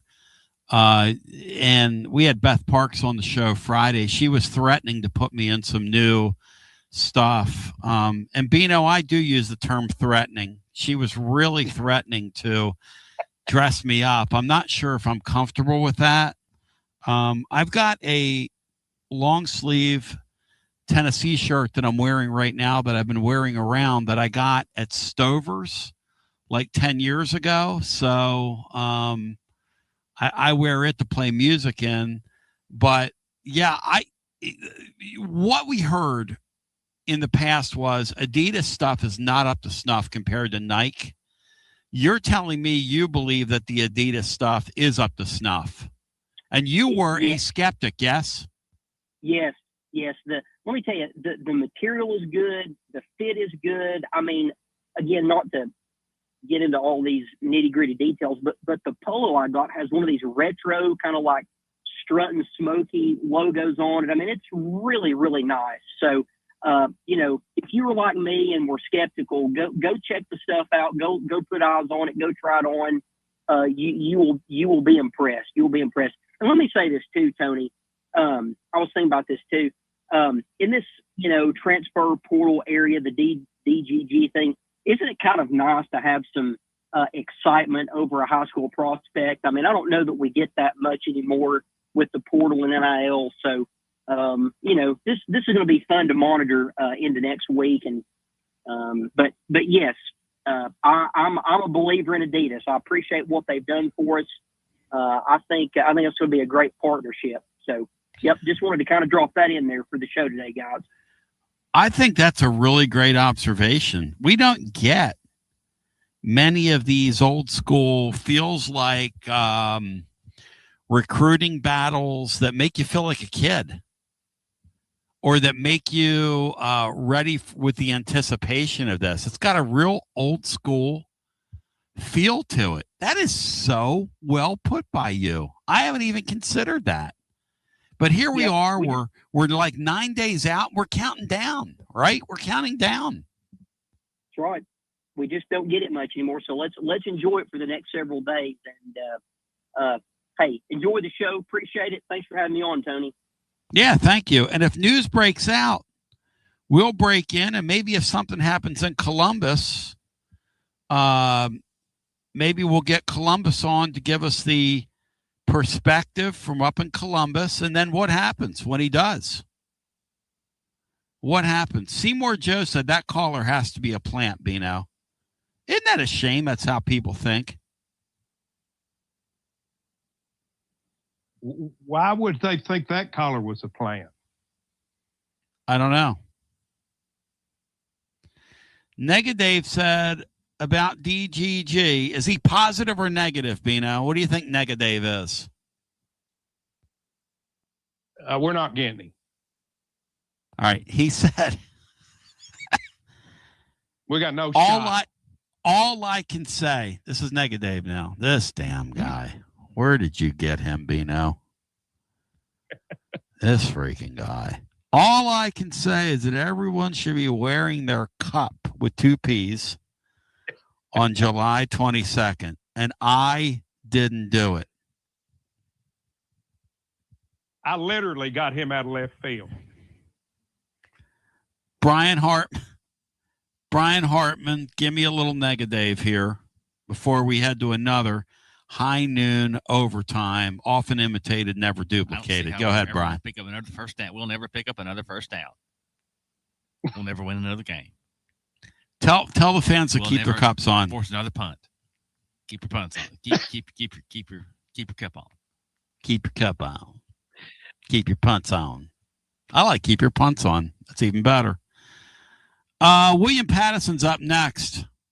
You're listening to FM 105.7 and AM 1340, WKGN Knoxville, and W289CU Knoxville, Fan Run Radio. So there we are. Somewhere, sun's up, and it's time for another high noon overtime. The place where we kick back, pop a top, and really get to the bottom of it. Presented by High Noon Hard Seltzer. Made with real vodka and real fruit juice. Only 100 calories with no sugar added and it's gluten-free. Live like the sun is always out. And now, it's time for High Noon Overtime.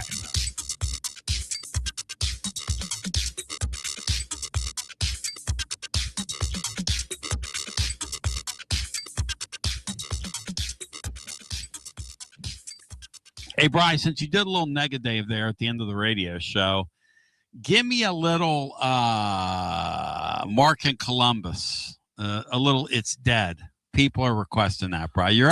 Come on. Oh, it's dead. Ohio State's never going to allow another point. They're never going to allow another opponent to cross midfield. They're never going to lose another game from now on to the end of time. Come on. I hate it. There we go. Oh, goodness.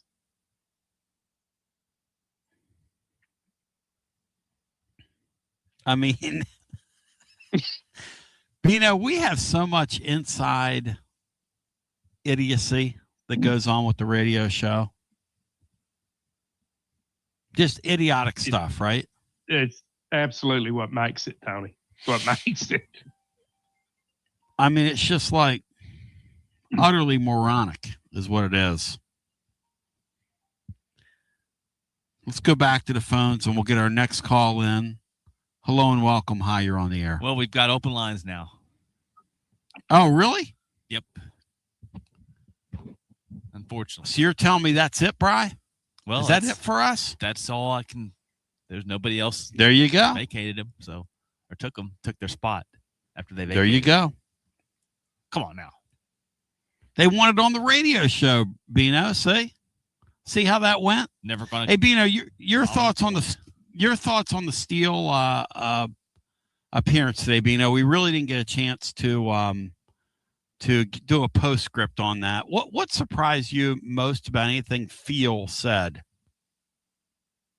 Nothing terribly surprising, Tony, except for a couple of the lines that Phil gave us. I guess my perception of the way coaches have gotten more and more I don't know the right word to use here, but the fact that more coaches act like this is the Manhattan Project. I'm surprised that he's found it easier over these few decades to get information.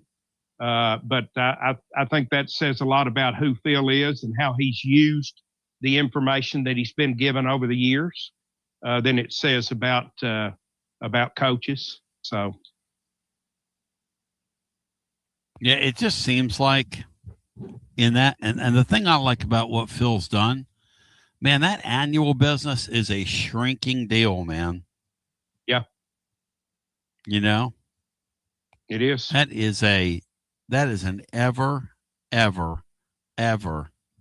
shrinking deal. And he's still out there doing it. He has 18 more years of annuals coming, Bino, which I find highly Yeah, let's comical. see. Boy, that 50th, I'll be joining that bad boy from like assisted living. Oh, I can't wait. Bino, you always act like your fastball slowing down. Let me tell you something. That blog entry you did today is fantastic. I asked, we were ranking Thrody, throw it out the other day, trying to get me in trouble, but ranking the coaches in the league. And today he ranked the jobs, which I'd like to talk about as the week goes on, like who has the top job in the league. Here's the thing about all these SEC jobs. There's a bunch of these guys all of them are getting super rich coaching in the league. And it's harder and harder now to hire coaches than it's ever been before for that reason. Everybody's paying crazy money. And the expectations are pretty wild at all these places. So, and so it's going to make going forward the art of trying to find a coach kind of insane, really, when you get right down to it. Bino has the following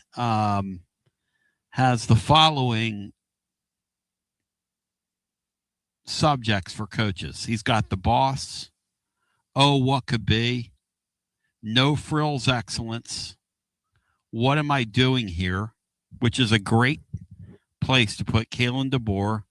What is he doing here?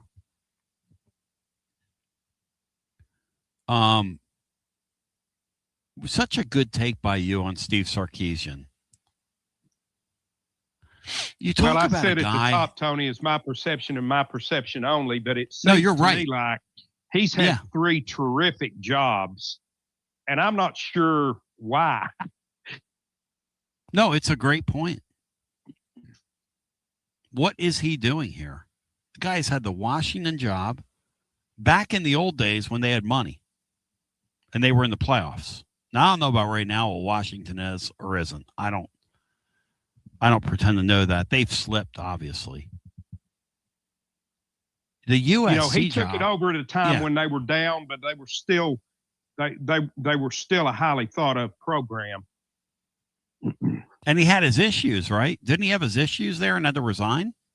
I think he had his issues at USC, didn't he? Whatever the case, and then he's at USC, and then he has his issues, and he gets the Texas gig. It's like this guy's got, when it comes to that sport, he's got like naked pictures on the world. Yeah, he never had to seem to serve a penance anywhere. Right. Unless you consider working under Nick Saban that, which it may have been. He puts Josh Heupel and Venables in the solid, but is that enough with a question mark category? He's got Clark Lee in the perfect fit category. He's got in the perfectly unfit category. He's got Eli Drinkafith, which is great. He's got in the you're related category, which I failed to embolden and put in 34-point font, but he's got, and Basilio listeners understand the you're related category, Shane Beamer. And then he's got the Ware Signetti category, Jeff Lebby, who you think a lot of, but he's in an impossible job, right? That's right. Exactly.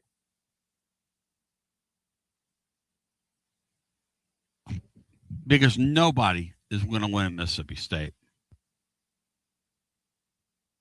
Under the current climate, I don't see anybody having a Dan Mullen level there. No, you haven't. It's an unbelievably hard gig. Back to the phones we go. Let's get the Hoosier Vol Ryan in here. That cauldron of heat for Colombo. Hoosier Ball, Ryan, how you doing? Good. Now, I want to start off saying I like Mark Colombo as a caller. I have never once not listened to a call he's made. Or, like, if you got to listen later, you listen later, which is the kind of defining thing of a good caller. I'm just pointing out his batting average is suspect. Am I wrong on that, Tone?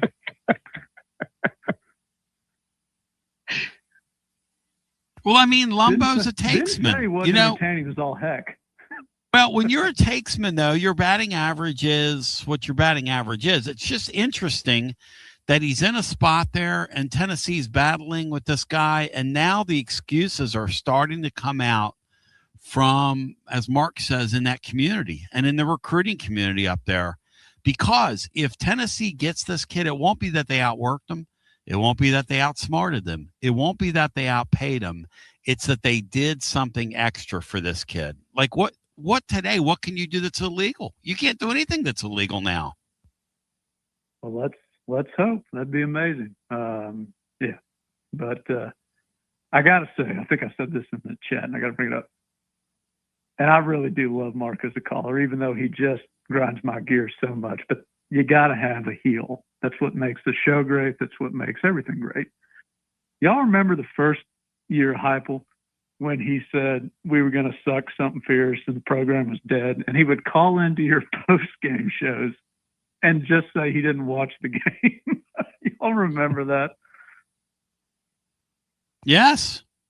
Like yeah, the and that's Missouri where Brian game or something like that. Where we win by 50, and he was like, "That's where I didn't watch a game. I didn't watch it, even though we won by 50. I played golf. He said it's dead. He said this guy's terrible. It's dad.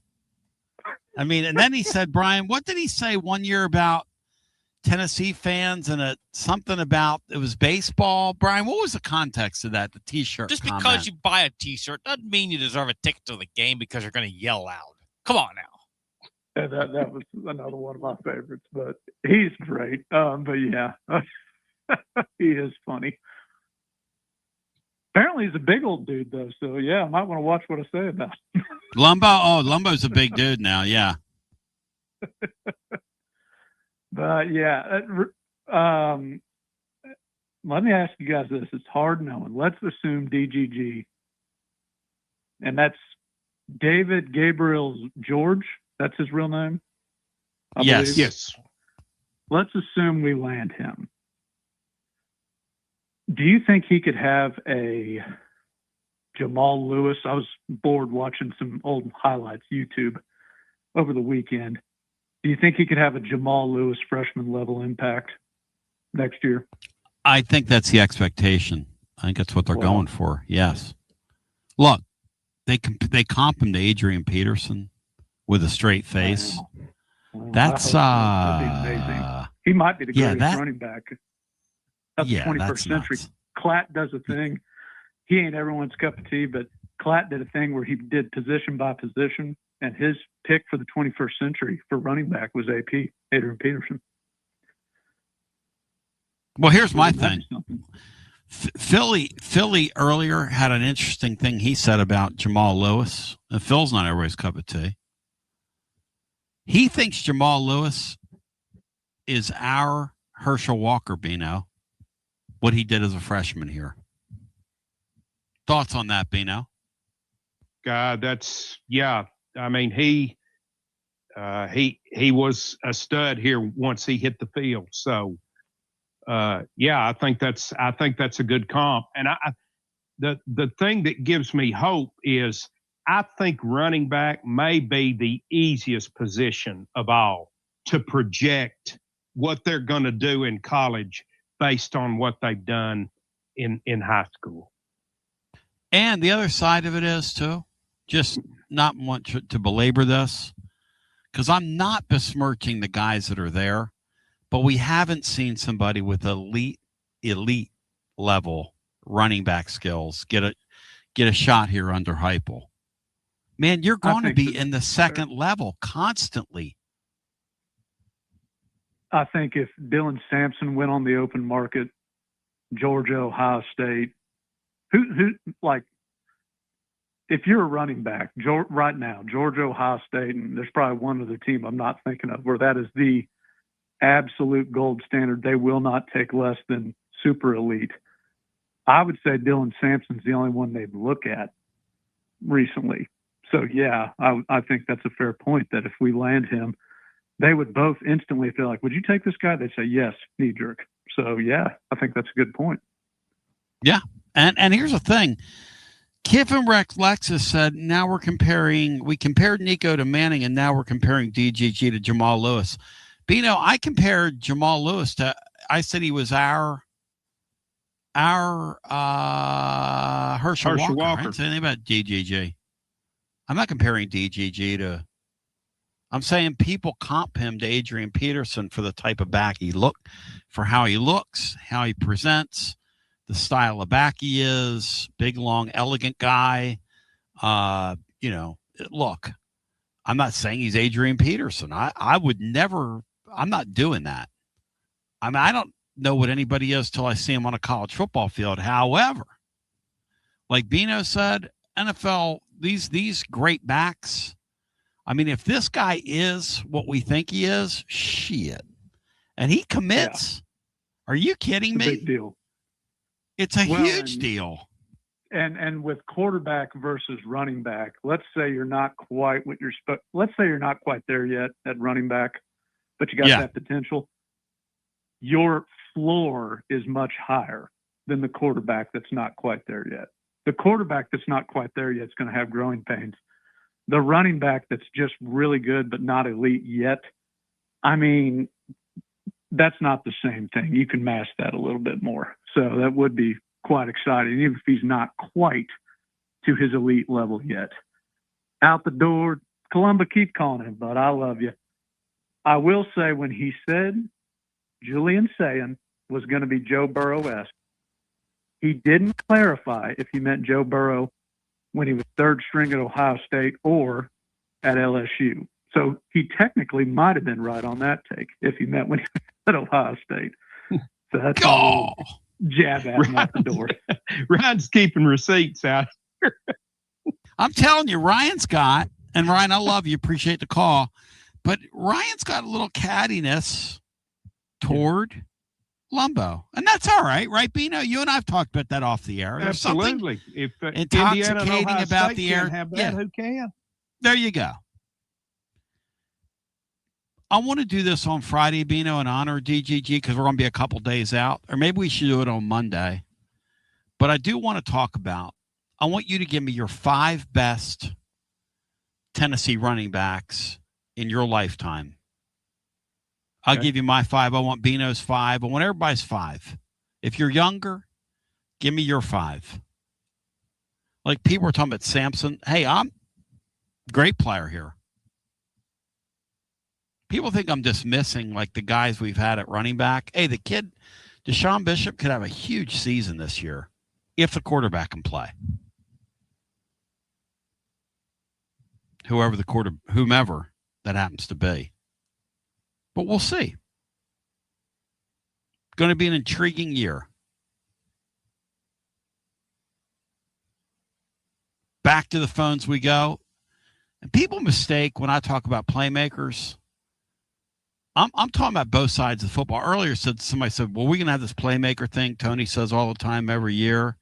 I'm just talking about elite players. And Bino was saying how Jesse Perry was the one that Steele had on like a first team in the SEC. You know, before you get up there, you got to have 3 or 4 or 5 or 6 of those guys, you know, appearing on those teams. I'm not poo-pooing the team Tennessee has. I'm not doing that at all. Because there's certainly potential there. And maybe they unearthed some guys this year. I'm open to that. Let's go back to the phones and get our next call in. Hello and welcome. You're on the air. Hello, Tony. Hey, Richard. Yeah. Good to talk to you, man.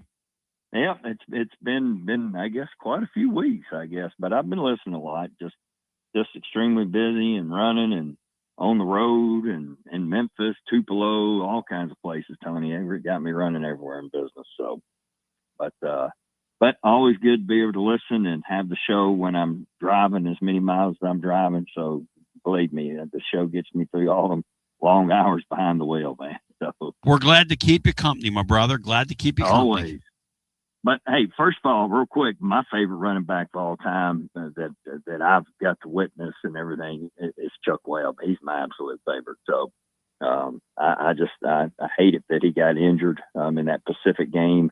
If he stays healthy, he goes into the NFL, Tony, and is a surefire Hall of Famer. He was just so gifted. You know what's weird? You know what's weird about Chuck Webb? What's weird about him? Because I was around him as a kid, and he working as like a student, whatever, in the broadcasting thing. He did not like college football. He did not like football. He was not a fan of it. So it wasn't a guy that sat there and watched a bunch of games. I'm not even sure how much tape he watched, Richard. He was a genius on the football field. He could see things before they were there and do things that very few people probably that ever carried a football were capable of doing. It's crazy how good he was. Yep. Crazy. Yeah. And one of my, one that probably never gets talked a lot as much about because he came from JUCO is Charlie Garner, man. Whew, could he play? I love Charlie Garner. Yeah. Yeah.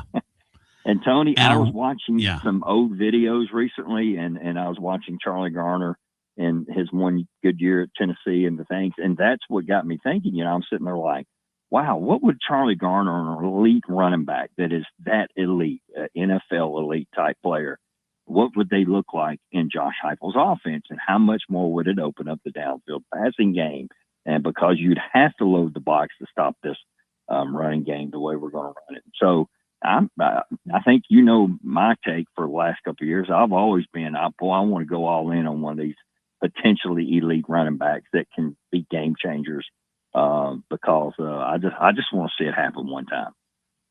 So my pick is we're going to get DGG. I've been for a long time. I don't have no more information anybody else does. All I do is try to read the room and follow the visits and understand the relationships and all that's packaged behind it. And the only thing, Ohio State has only one thing going for them, and that's the running backs coach, that he's had a relationship even when the running back coach was at Oregon. That's their one thing. But as far as an entire staff and the head coach, it is all in Tennessee's favor. He's playing right here in the backyard of Knoxville now. He's developed all these relationships and friendships and what it means for the state and where he would go when he retires and what the state would have to offer. And then, of course, the NIL package is good. I just think there's just so much more there that he's going to say UT and he's going to play here in Knoxville. It's going to be unbelievable, Richard, when that happens in 9 days. I mean, can you imagine how that's going to feel across the entire Big Orange country, which does encapsulate the entire globe? There's representatives of Big Orange Nation everywhere. Can you imagine how that's going to feel?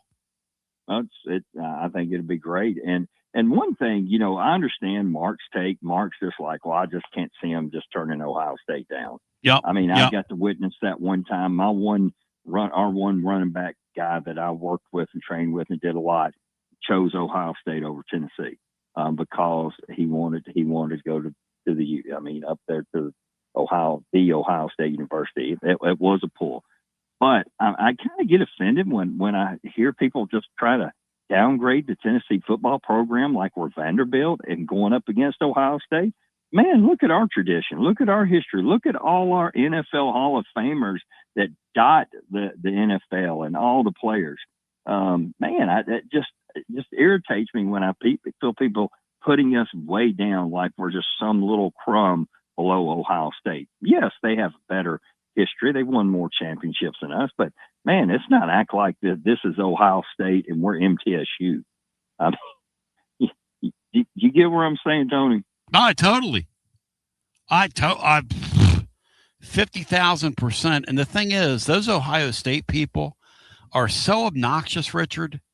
and Columbus said this earlier, and Columbus is obnoxious, by the way. Mark, if you're listening, you're very obnoxious. But the thing is, those people are starting to say, well, Tennessee's doing this extra, and they're this extra, and because nobody can just get a prospect from them, Richard. You can't just beat him straight up for a recruit, and he wants to go play in Knoxville because they have great tradition, and it's a pathway to whatever he wants to do professionally, and he wants to stay here, and they've done a great job of making him and his family feel comfortable and all those things. Oh, no, Richard. You know, if Dolly wants to give him lifetime tickets to Dollywood, okay. Exactly. But here's one other thing, and I'm not predicting this to happen, but there's one other big-time recruit Tennessee wants more than as much as anything, and they're kind of playing the back scenes behind this because the kid is already committed to Ohio State. He's the number one player in the country. He's a defensive end out of the South, and he's got a great relationship, and his family does, with Rodney Gardner. We're kind of playing behind the weeds. And I think, Tony, we just had a little bit of money open up from where one kid decided to quit college football. I think there's a little extra money. Don't discount us making a run hard at that Jacobs kid, because he is one 5-star, again, defensive end that they feel that if they were to get him, he can come in and he'll play immediately and produce as a true freshman. He's that talented of a kid. So, again, he's committed to Ohio State, but trust me, Tennessee's going to be it until the signing papers go in, and they're going to keep swinging at him. Richard, I'm going to file that away for safekeeping, and I hope you have a Dwight Gooden. See you guys. Bye. Thank you. Bino, it's fun, man. 9 days out. We're on the we're on the precipice. Bino, are you going to sharpen your pencil? You want to do that Friday or next Monday, Bino, the running backs? Let's do it Friday. You want to? Tony, let's do it on Monday. All right.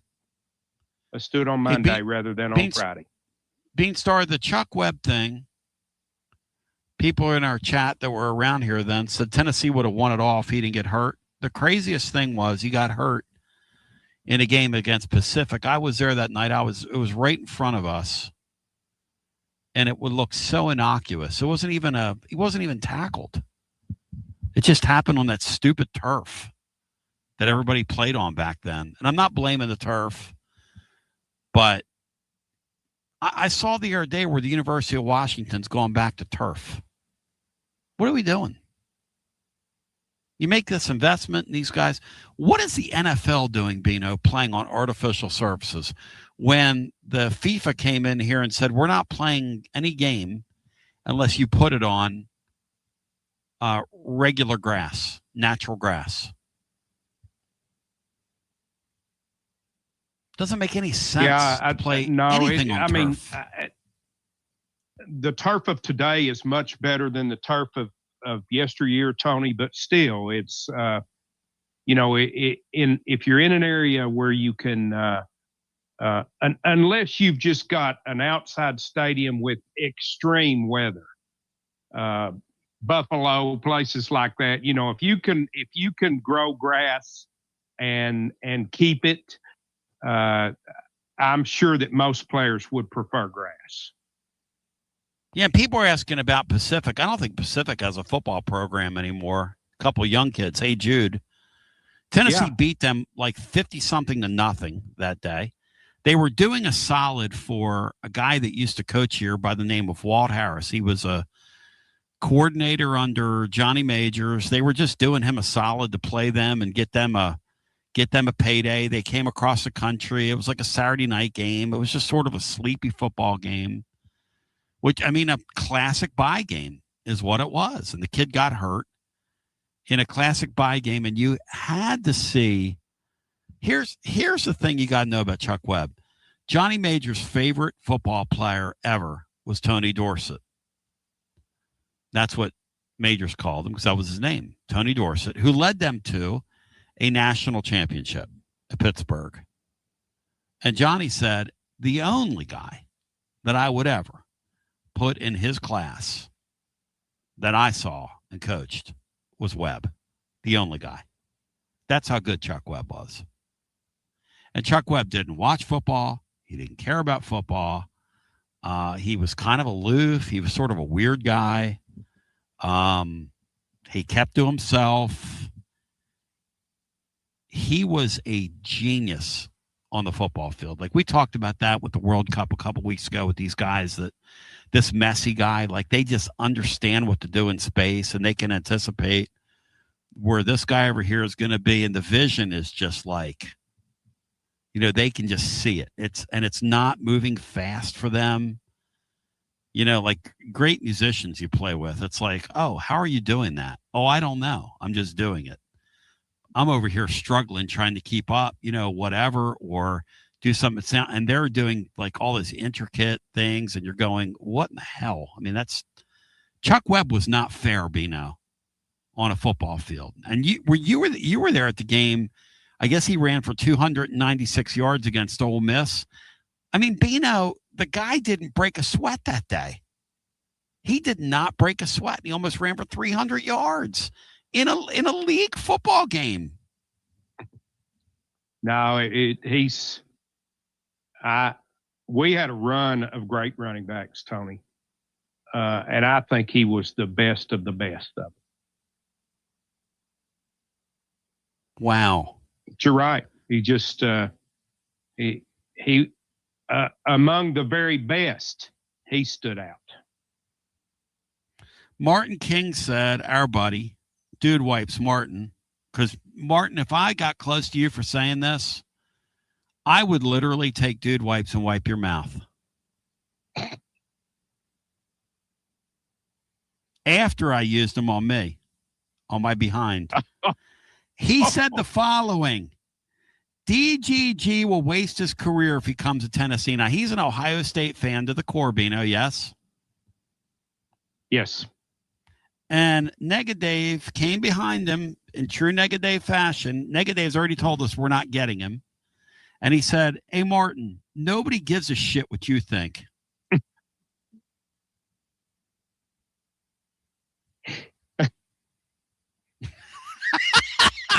Negative! Negative's like, look, man, only I'm allowed to come in here and urinate on everybody's Wheaties. Only I'm, but Martin is a perfect Ohio State representative of their fan base. Now he's really a cool guy. He's not and he's a good family dude. I love Martin, but the fact of the matter is that a lot of these Ohio State people, well, I mean, they're boat dockers down there in Tellico. Read Google. Yeah, that team was going to win it all.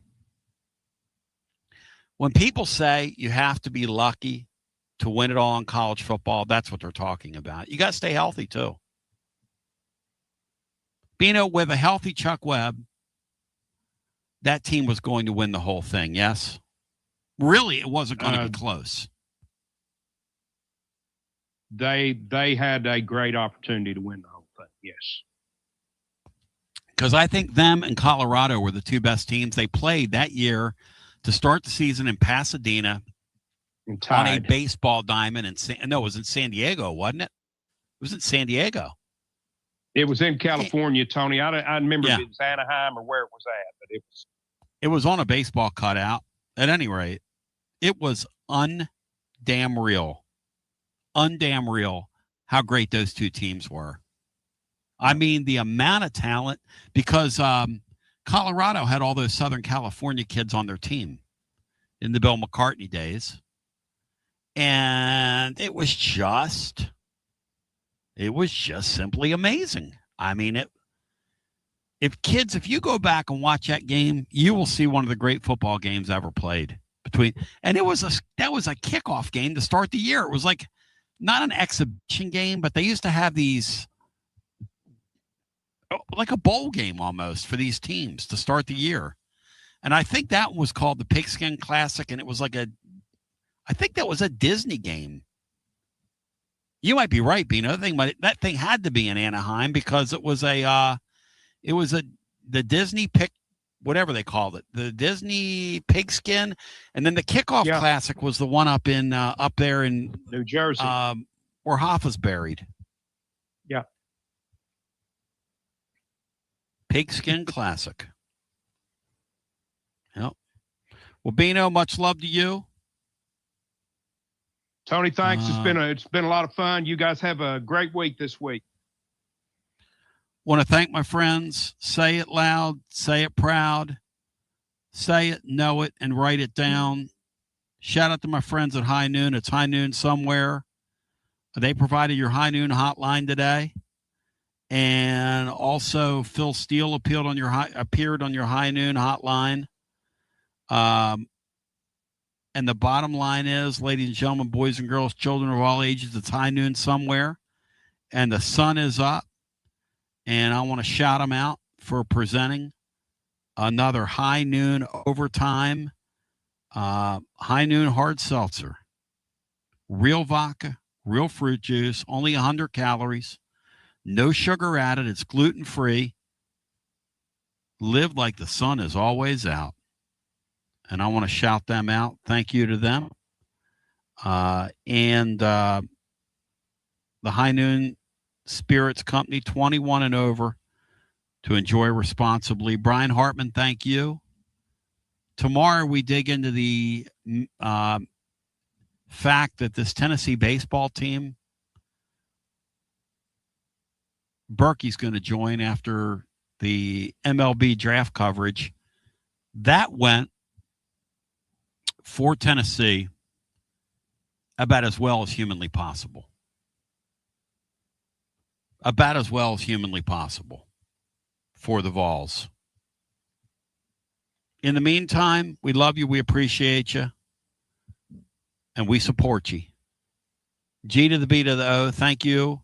Check out the blog, and you will read Bino. Appreciate you. Thank you, Brian. Thank you to Phil Steele, or Phil, as he's known in certain parts of the beautiful Southeast. We love you. Thanks, GBO.